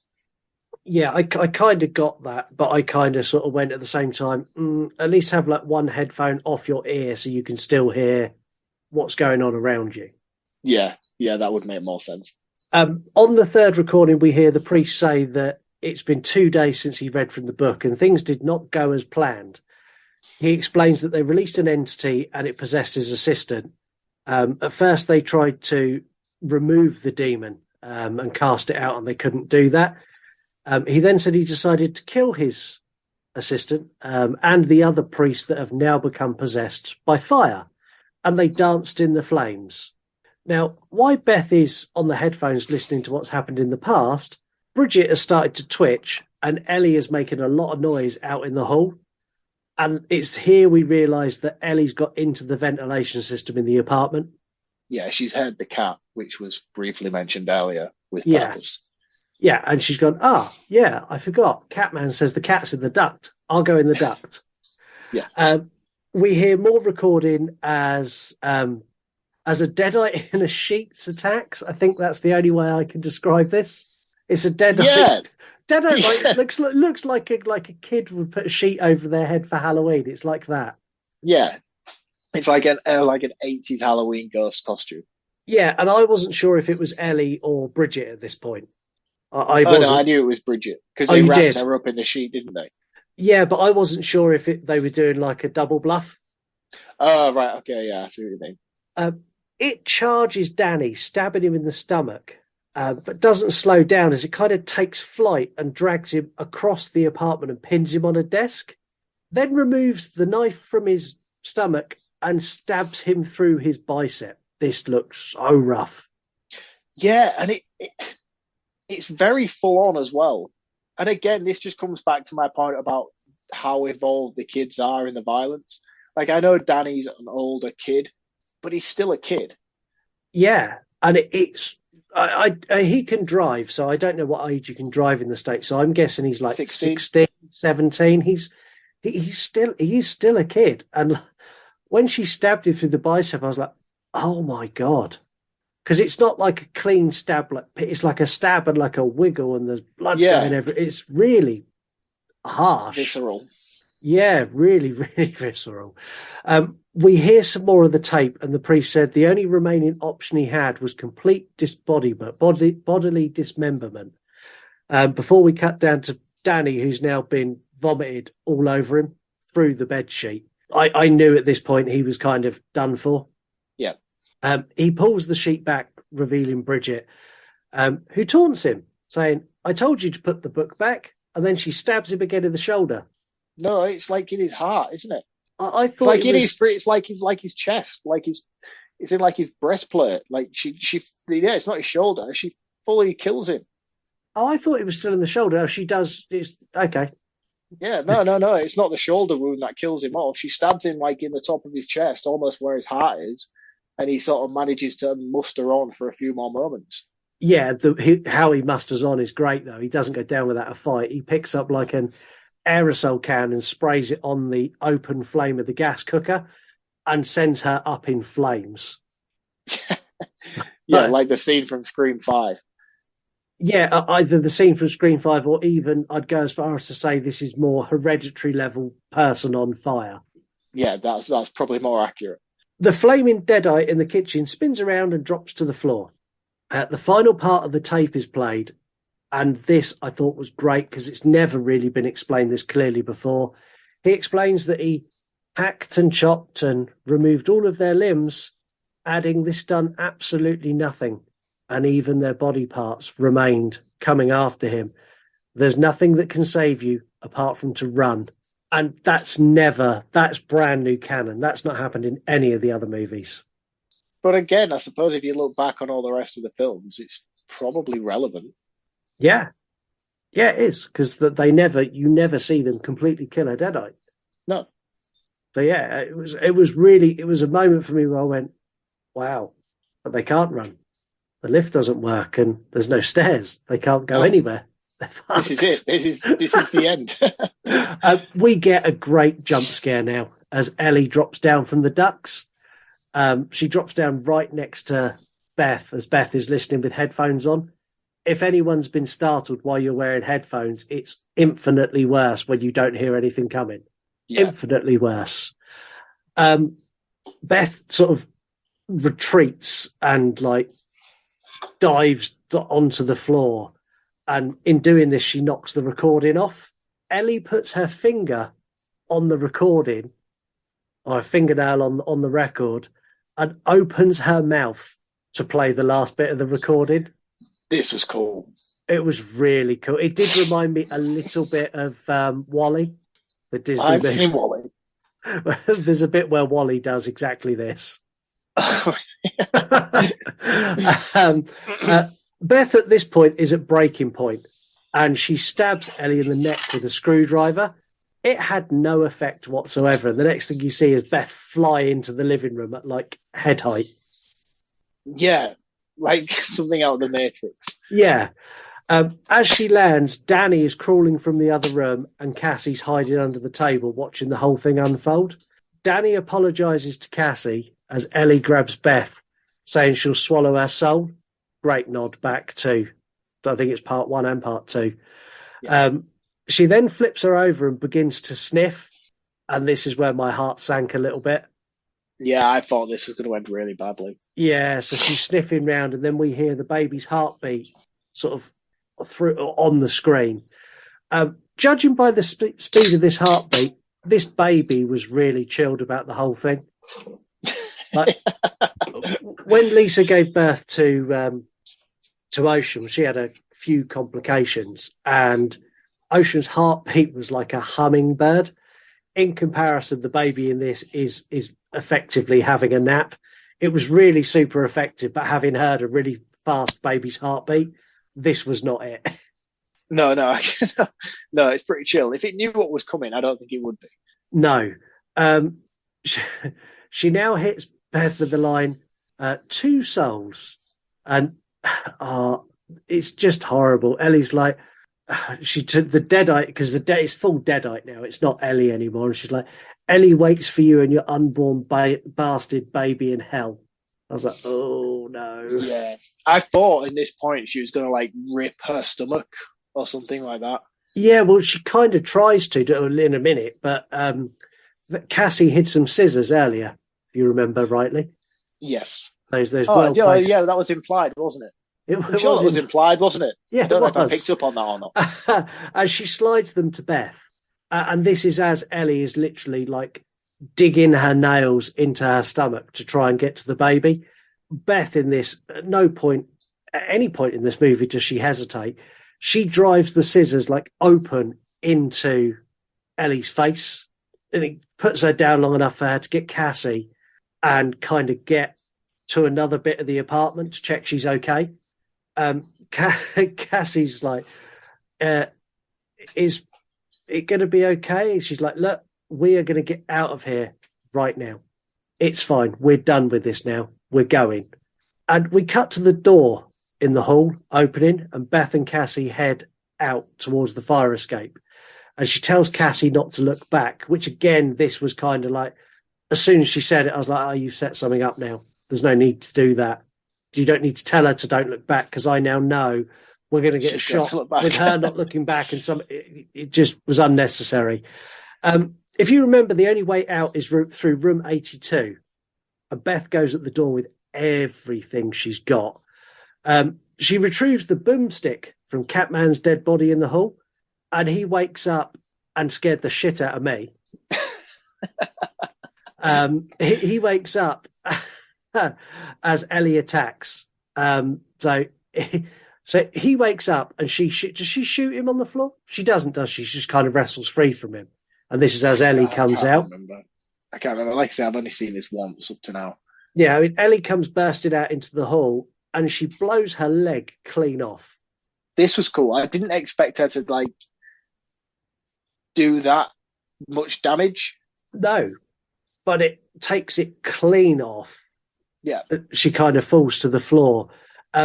It gets wild really fast. Try and keep up, because this broke me, and it broke the record of cinemas trips required to do a new release.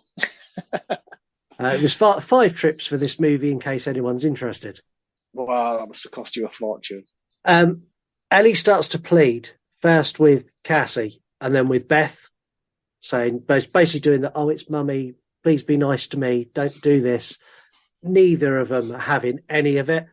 And then Beth shoots her again, this time blowing her arm off. And this is where Catman comes to life and is like, that's my gun.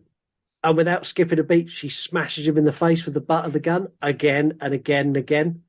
Beth's badass. Yeah. Very, very, very good heroine in this film. Yeah. Now, while all this is going on, Danny and Bridget have come out of the room, and they've joined Ellie in the hall. And they're crying, almost like mourning their mum. And then it turns to all 3 of them like evil laughing. It was very reminiscent of Evil Dead 2, where Ellie looks up and goes, everybody here dies by dawn. I was like, yes. Oh, and then all the Deadites start chanting at the same time. So you've got these Dead by 3. dawn. Yeah, you've got these 3, you've got Catman, you've got the 2 kids, and they're all in this hallway all going, dead by dawn, dead by dawn. I was like, yes. Did you not think it was a little bit on the nose? It was so much on the nose, but that works in this franchise. That's kind of what this franchise is. All right, okay. Yeah, I was really like, that's great. So good. They could have left it just with Ellie going, everybody dies by dawn, and I'd have been happy with that. I think I would have preferred it. They run to the lift, so Beth and Cassie can't get through the thing, and they head to the lift, and the lift won't close.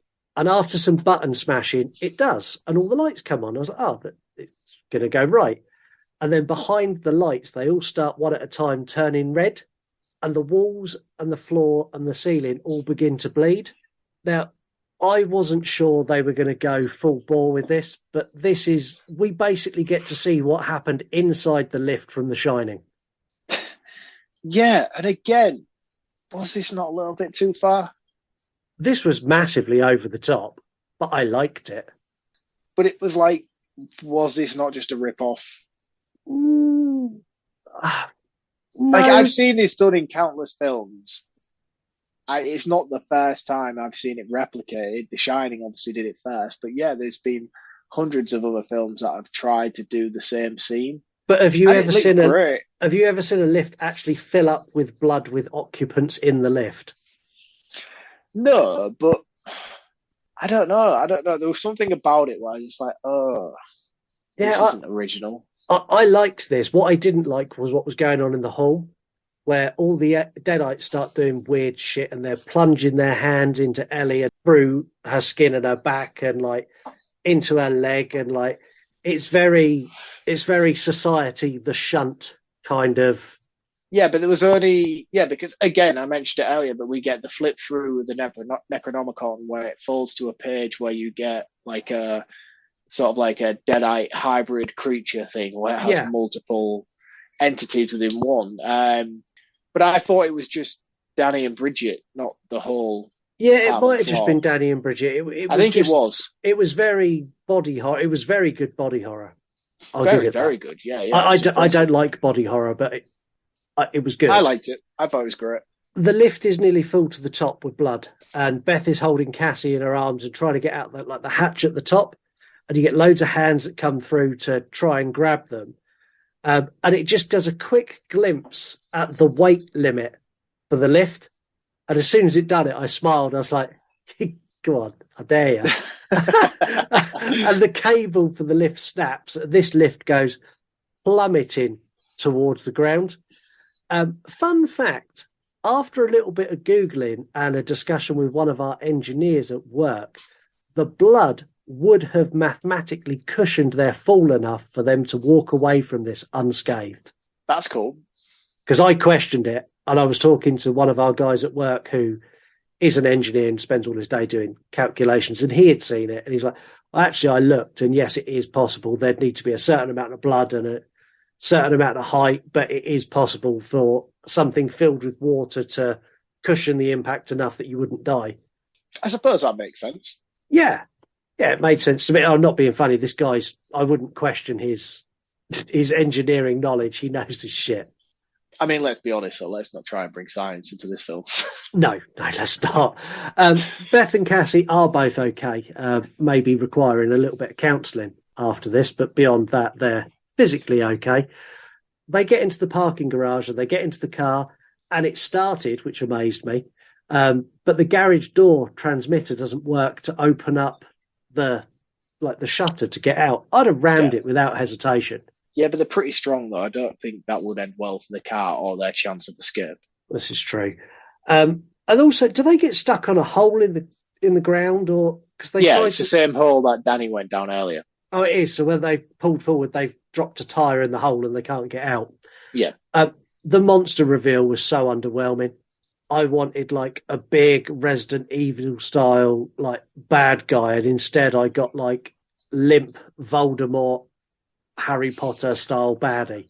I agree with you, but at the same time, I also, when watching this, took into consideration that this was made for streaming. This is not initially intended to be a cinematic release, hence why I think a lot of the budgetary flaws become surface level with scenes like this, because you can tell that this was done with consideration of how much they had to play with and what they were able to do.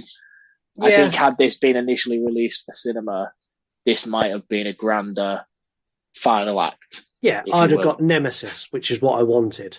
But at the same time, though, I have to say that I think that the fact that it was so confined to the shadows and was so kept in the darkness for quite a lot of it was something that I probably preferred more. Because you can do that with films like this, and you can get to this big final Resident Evil boss scene, and you can show too much, and you can highlight how bad the CGI effects are. Yeah, But I'd whereas agree this with is that. it's kept quite in the shadows for the majority of it, and you just see a lot of dark shadows. But you know what it is, you can tell what it is. But Yes. it's just not shown to the forefront, and I think that's probably a better choice. Yeah, so this thing's kind of like stalking them around the car, and they manage to get the shutter to the garage open, and they make a like last minute dash as this thing tries to attack. They both get under the door. And I was like, oh, okay, cool. And then as they get under the door, it drags Cassie back in. I was like, no, and it drags her in as it shuts. So Beth is now locked outside and can't get back in. To my amazement, what happens next is the Deadite picks up a chainsaw that it intends on killing Cassie with. Yeah. And given the size and scale of this thing, I don't think it needed a chainsaw to take out a 5-year-old. No, it was a bit goofy. It kind of works in this universe, but I did kind of go, oh, okay, we're going to go Deadite has a chainsaw in this movie. But okay, fine. They had to get a chainsaw in here somewhere, didn't they? Yeah, so Beth is frantically trying to get in, and she's breaking down like the side panel, and it's just as the Deadite's about to remove Cassie's head, Beth shoots it and draws its attention.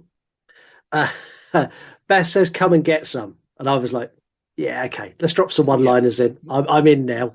It's not the first time they've done it, but yeah, okay. No, and the Deadite responds by launching a chainsaw at her face. Like, just throws it at her. It causes her to fall to the floor, dropping the gun, but it's giving Cassie time to like hide. We get our first decent look at the Deadite, and to be fair, it's terrifying. It's got like the head of Ellie and the head of Bridget and the head of Danny, and they're all kind of like melted together. It's got multiple limbs, and it's all a bit goopy and gross. It's like something out of The Thing, isn't it? Yeah. It grabs Beth and tries to drag her onto the back of a truck, but it's not any truck. It's a truck that's got a wood chipper shredder on the back. Convenient. Very in an apartment. In an apartment. It's an Evil Dead movie. It wouldn't be complete without copious amounts of blood. Now, as it's about to get her into the chipper, Cassie comes to the rescue and switches the chipper off. The Deadite drops Beth, who retrieves the chainsaw, and we've now got the Deadite sat in front of the chipper, Beth with the chainsaw, and Cassie at the chipper controls, and I just smiled. Yeah. Beth screams, switch it on. She switches it on. She jabs the chainsaw and basically uses the chainsaw like a spinning poker to poke the Deadite. Yeah, like a battering ram kind of thing. Yeah, so she's like chainsawing it and pushing it into the chipper at the same time. We get so much blood in this scene, being spurted out the top, the front, the side of this. There's blood everywhere. I like the way that it slowly turned to land on Beth as if to say, yeah, we need to soak her in blood. Yeah, it's like, you can't get away with this. Cassie's got blood on her. You need blood on you too. Let's get everyone. As the Deadite is shredded, you see Ellie's face. And she goes, help me, Bethy Boo. And Beth goes, only my sister can call me that. As she plunges the chainsaw into the top of her head. Very cool. And it focuses on it as well. And I think the effects in this are pretty impressive. Yeah, the effects in this, they put a lot of effort to gloss this up and make this look as good as it could. The body is all dragged into the chipper, leaving only Ellie's head, which after the chainsaw has been in and out of the top of her head, is still talking. Goes, Beth, you really do look like Mum. And yeah, you're just like her. You're nothing more than a stinking whore. And as she's about to call her a whore, Beth like kicks the head into the chipper. Like, done with you now. And then Cassie shuts it off. They share a huge hug, and we see them walk out of the garage, taking the chainsaw with them just in case. We now cut to a girl entering the parking garage of the apartment and talking on the phone, saying how much fun they're going to have at Caleb's dad's cabin at the lake. So this is the girl from the start of the movie. She gets in the car and then spots the wood chipper and gets out to investigate. We get a POV of the deadite, sort of that shaky cam as it comes towards her. We know she's possessed. The end. Ties back to the beginning of the movie. You didn't need to amplify that this ties back to the beginning of the movie. You spent 5 minutes doing that at the start of the episode. That was your whole point of that speech at the beginning of the episode, so you didn't have to do it now. I've done it twice. Isn't everyone lucky? But what was the point in your speech at the beginning saying that I don't got to focus on it at the end? If you're going to focus on it at the end. I don't know, but I'm going to do something now that I've never done before. I'm going to give you a choice. Oh, for fuck's sake. So your choice now is we can either play the game, we can do facts and fuck-ups, or we can do hot takes. What do you want to do? Do I still have to play the game either way? We're doing all three. I'm just letting you pick which one's first. Let's do facts and fuck-ups first. Hey, Scoob. It's time for facts, bro. No edition of Evil Dead Rise would be complete with an amount of blood. Every Evil Dead movie has got a huge amount of blood. This used 6,500 litres, or for anyone in America, that's 1,720 gallons of fake blood. Do you have comparisons to 2013, just out of curiosity? It's a tenth of what they used in 2013. So that was a lot more then. They used 72,000 gallons. Yeah, and I have to assume that was all done in the final sequence in the 2013 one. Where they have this thing of like focusing on like raining blood at the end. Yeah, the end of 2013 is just like a geyser of blood. Over the full cabin and the entire woods in that film. Yeah, great, brilliant. The pizza place that the kids go to is called Henrietta's, which is a reference from Henrietta in the basement in Evil Dead 2. Didn't pick up on that. That's cool. The vinyl that Danny finds says 1923 on it. And I have seen people call this out online as a mistake, saying that vinyls didn't come out to 1940. And that is 100% a fact I would use if it was not contained in a franchise that has a time-travelling character that took a copy of Fangoria to the Dark Ages. This is very true. So anyone who's moaning about this not being accurate, shut up. Basically. There is no Oldsmobile in this movie because it's not a Sam Raimi movie. But Cronin wanted to have a reference in there. So he found the paint colour of the Oldsmobile that appears in all of Sam Raimi's movies, and he painted the chainsaw that colour. Ah, that's cool. Yeah, really cool. Bruce Campbell is in this movie. Did you spot him? Yes. No, but I know where he is and I know why his cameo is. Yeah, but you cannot tell it's Campbell. No, so he's doing the voiceover. So when you're hearing the tape and you're hearing them do the exorcism part of the tape or the vinyl, you can hear someone in the background shouting, "Destroy it. It's called The Book of the Dead for a reason." And that is actually Ash Williams. There's Bruce Campbell voicing it, but it's actually Ash Williams, meaning that he has travelled to other times, not just the Dark Ages, which I thought was so cool. It's a shame they didn't continue that on from Evil Dead, really. And to be honest with you, I prefer the alternate ending to Army of Darkness than the one that we got in the theatrical release. Really? Yeah, 100%. Yeah, I kind of get it. I know why they didn't do that. I think they knew they weren't getting more after that. But the thing is, that just kind of felt more in sequence with what we got, where I'm going on a tangent with Army of Darkness now, but the ending where he ends up in London, a dystopian London, was much cooler than what we got with the whole Ash versus Evil Dead vibe ending that we actually got in the Army of Darkness. Yeah, I'll give you that. You know the sound effects that we get when Ellie is sucking and biting out Gabe's eyeball? Yes. Bruce Campbell provided that as well. That is him eating an apple at fast pace. That's weird. I thought it was really cool. And apparently it was he was eating an apple at fast pace in the sound recording booth, and the sound guy went, could you come here and do that? Like, into this microphone, please. Apparently Bruce Campbell was hands-on in pretty much everything on this behind the scenes. He wanted to have an element of control, of an input. He wanted to be a part of it, which I thought was really good. I like that. That's facts. Where do you want to go next? Hot takes or game? Hot takes. Yeah, Hot certainly takes. game as long as I can. So I put hot takes this week out to everywhere, to TikTok, to Instagram, to Twitter, and we got responses from every single one. We'll start with Tick and Tock, the Miller Jimenez crew, Rebecca, who's Mark's Buffy friend. I have no Buffy friends. It's really good, and it pays homage to the original and The Shining. That's very, very accurate. That's a horror account. We've got Autumn Girl 24/7 that come with a 3-word review to hot takes. Just fucking wow. Over on Instagram, we've got Bells of Horror. I was a tiny bit disappointed that it wasn't scary, and there was quite a lot of vomiting scenes. But I love the Shining references, especially the elevator. They're a horror podcaster. I would have to disagree with that. I think there was a lot of scary elements to this film. Yeah, I think there was a decent amount of scares in this. The Nightclub podcast, Evil Dead Rise, furthers the lore, unleashes the gore, and left me floored. Until the end when I levitated out of the theatre. It's a 10 out of 10.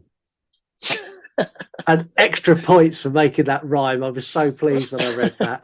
And they're a horror podcaster. And over on Twitter, we got Dewey Pod Monster.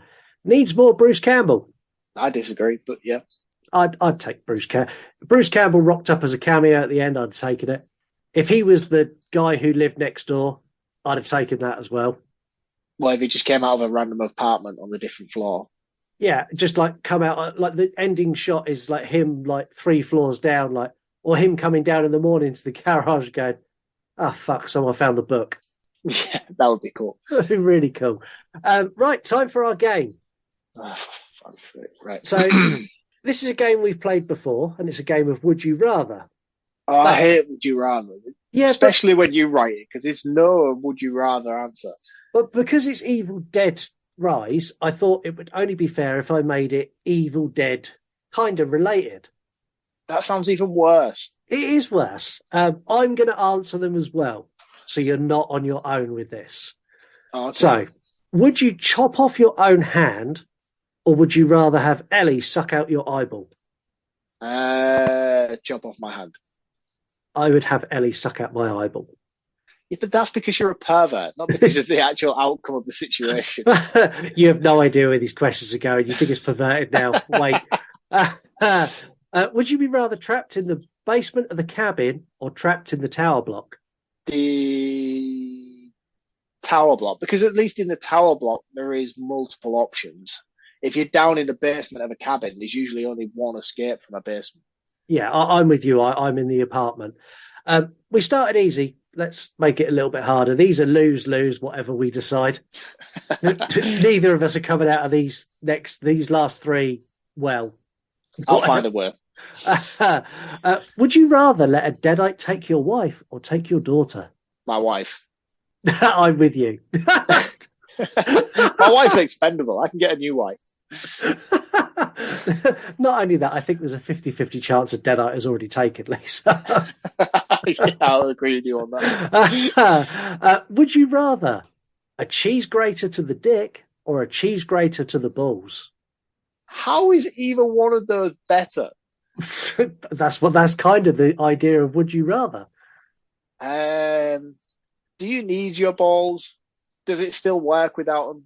It still works without them. Yeah, I'll go with the balls. Are you sure? Because the skin down there's a lot like saggier, and it would like really take a lot. I thought about this for a while. I can tell. Yeah, no, I'll not that I want either of this to happen, but yeah, I'll stick with the balls, I think. Yeah. What are you going with? I'm going to go with the shaft because I think the shaft would do less damage because it's smaller. It wouldn't get the full width of the grater. So you've just announced to everybody that the shaft is smaller than the sack. Yeah, the balls are definitely wider. Big balls, tiny dick. Welcome to the E-Run podcast. So yeah, I'll go with that. The third one, this may get edited out. So if you're hearing me say this may get edited out and then nothing happens and we just cut to another bit, it's because I cut it out, but I'm going to leave this bit in so you can all message me and ask what was said. So our final one, would you rather be pegged by normal Ellie or by Deadeye Ellie? I'm not coming away from this well. Pegging's like with with a take with a strap on. Yeah. I mean, if I'm doing it, at least make it worthwhile, I suppose. I mean, Evil Ellie's probably going to give me more of a good time. See, I thought Evil Ellie would be better, but then I had a moment where I've gone, she might be a little bit rough with me. Yeah, she's definitely being rough. Yeah, and I don't know. But I suppose if you're going in, you might as well go all in. Yeah, I don't know if I'd like for my first, maybe like I'd do like normal Ellie first and then let her turn and then like advance it that way. But I don't think I'd go straight in with Evil Ellie straight away. I don't think that's the rules of Would You Rather. You can't mix and match. It's one or the other. So what you're saying is I can't have both. You can't have both. The fact that you would rather have both in this scenario is slightly disturbing. And that was this week's edition of Would You Rather. Anyway, after those horrific confessions, what goes through your mind to sit there and write that? If I'm honest, I was writing those and I was scrolling TikTok and a video come up of a really fit woman. She goes, I'm so annoyed when my boyfriend won't let me peg him. And literally, as she said that, I went, would you rather be pegged by? Have you been pegged? No, I haven't. I don't know if I would try it or not. Would you try it? I think it'd depend on the scenario. What scenario would there be where you would what scenario would pegging be okay? I haven't really thought it through, but I'm sure at some point there would be a scenario where I'd accept that to happen. Lisa, if you're listening, I'm not sure. Your wedding anniversary is coming up soon. I'm not sure I should have announced that on the air, but hey ho. We share here at the You Run podcast, and we need you to share as well a 5-star review on Apple or Spotify. If you want to support us in a financial way, you could do that by supporting our sponsor, which I'm sure won't be with us for much longer if we carry on like this. At W Energy, they make energy drinks with no sugar, no crash, and none of the crap in it. It's just the good energy bits, and you get 10% off at checkout with code URUN10. And all you need to do is go to their website, which is w.gg. If you want to support us directly, go to our website, yourunpodcast.com, and buy a bit of merchandise. Nice. Yeah. Where to watch Evil Dead Rise? You should watch Evil Dead Rise, and it's in theatres worldwide. If you can't get out to theatres, it's coming to streaming at the end of June, and it's going to be on HBO Max, or just Max, as they're now calling it. As you do. Yeah, I don't get it. So it was HBO Max, now it's just Max. But everyone will still refer to it as HBO. Yeah, exactly that. Guess the year. Last year's was 1994. Yes. What movie quote did you do last week? I did The Shawshank Redemption. Oh, you did? Yes. This week, what quote are you going to do? This week's quote is... I have to draw that out longer each week while I get my notes together. Is... Why don't you climb back into your rocket and fuck off back to Legoland, you cunt? Are we allowed to say that word on here? It's tough shit if we're not. You've just done it. Okay. My movie is Evil Dead. And my song is Mirrors by Justin Timberlake. Fuck off back to Legoland.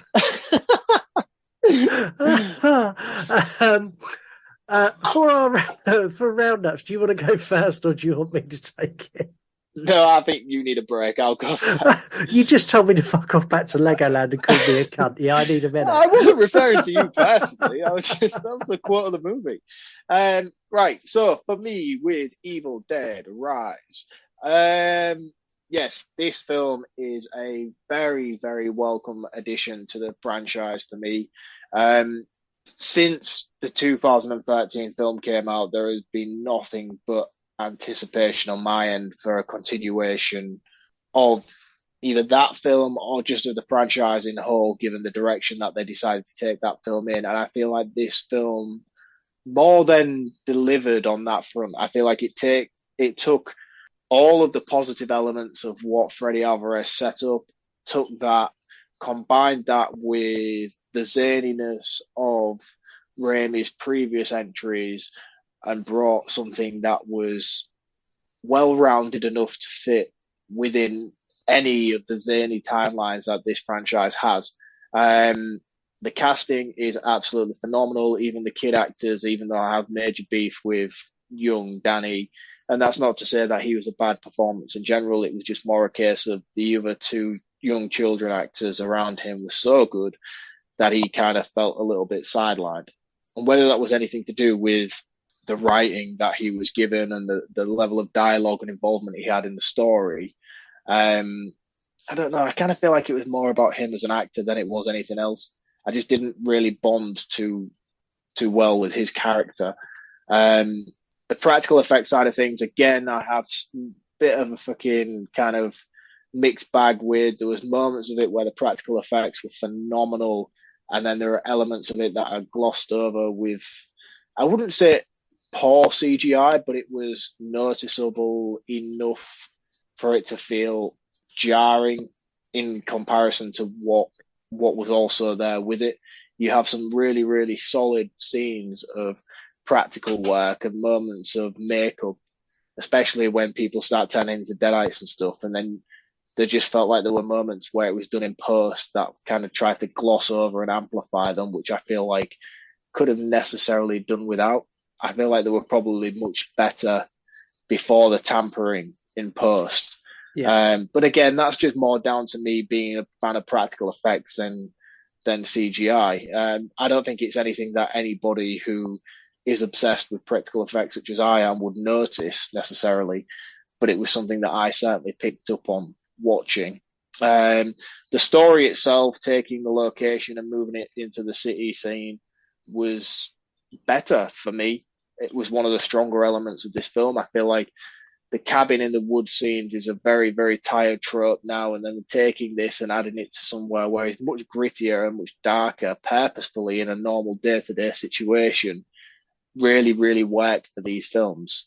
It felt more natural for it to take place in a situation like this than a desolate cabin, and the way that they introduced the Necronomicon and finding the Necronomicon in the basement sort of area, there's the same kind of thing that you would have with the Poltergeist, in which, oh, you've built this on ancient burial grounds sort of thing. It kind of felt more relevant and more believable than what you would with a random cabin in the middle of the woods. I mean, a random cabin is a random cabin for a reason, whereas this felt more digestible as a story with the way that they developed it.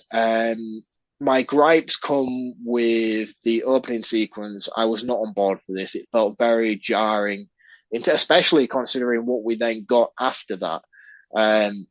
That scene in particular felt unnecessary to me. I think we could have dived straight in without any of that and gone straight into the story with the high rise, or even just from the opening sequence introducing Beth.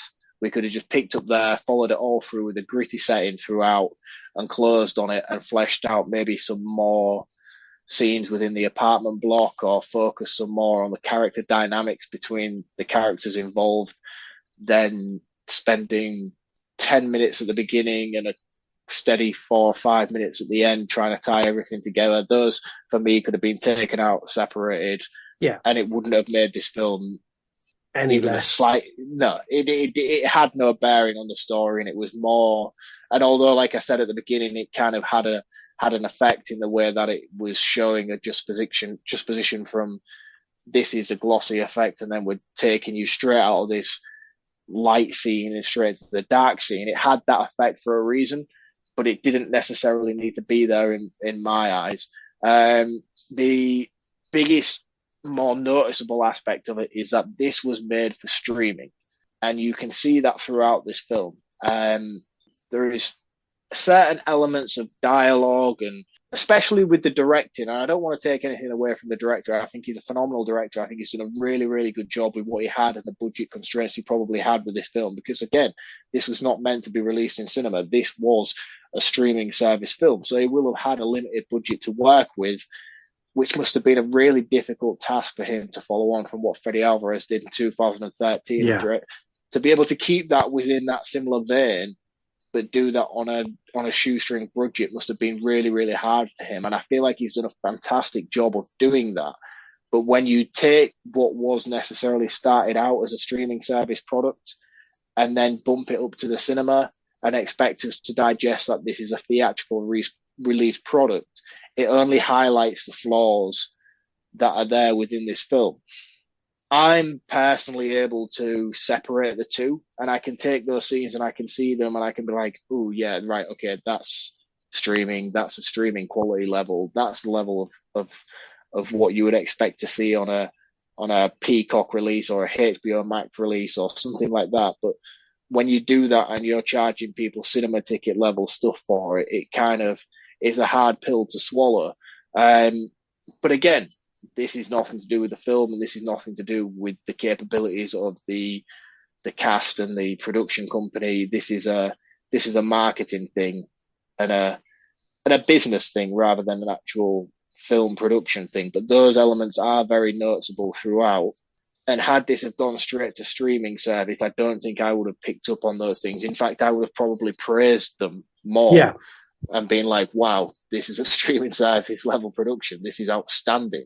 But because they took it away from that platform and released it to the masses in the theatre, you can't help but notice them when you're watching it, for me. But overall, this is a fantastic, fantastic addition to something that is a very all over the place franchise, I'll say. There's elements within this franchise that no matter what you like as an audience, you could take Evil Dead 1 if you're a B-movie lover and absolutely idolize it. You can take Part 2, which is a horror slapstick gore fest, and love every moment of it. You could take Part 3 and you could take that whole satirical parody time frame, what is period piece element. Yeah, you could take that from it and love it. You could take the gritty realism from 2013 and take away from that. I feel like this does a well-rounded job of trying to combine all of those elements and still stand on its own 2 feet. And for me, I have to applaud it for that. So it's 4 out of 5, but it's a very high 4 out of 5. Yeah, that's solid score. Really solid score. Evil Dead Rise is not as good as some of the previous installments, in my opinion.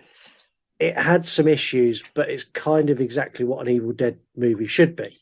It rides the line between goofy and serious gory horror, and it does it really well. My issues are, like you, the start and the end. You could do away with that. It adds nothing to the movie at all. And if I'm honest, I think it was there just to fill out time. Take that out, and this movie's an hour and 10 minutes long. That was there just as Packer.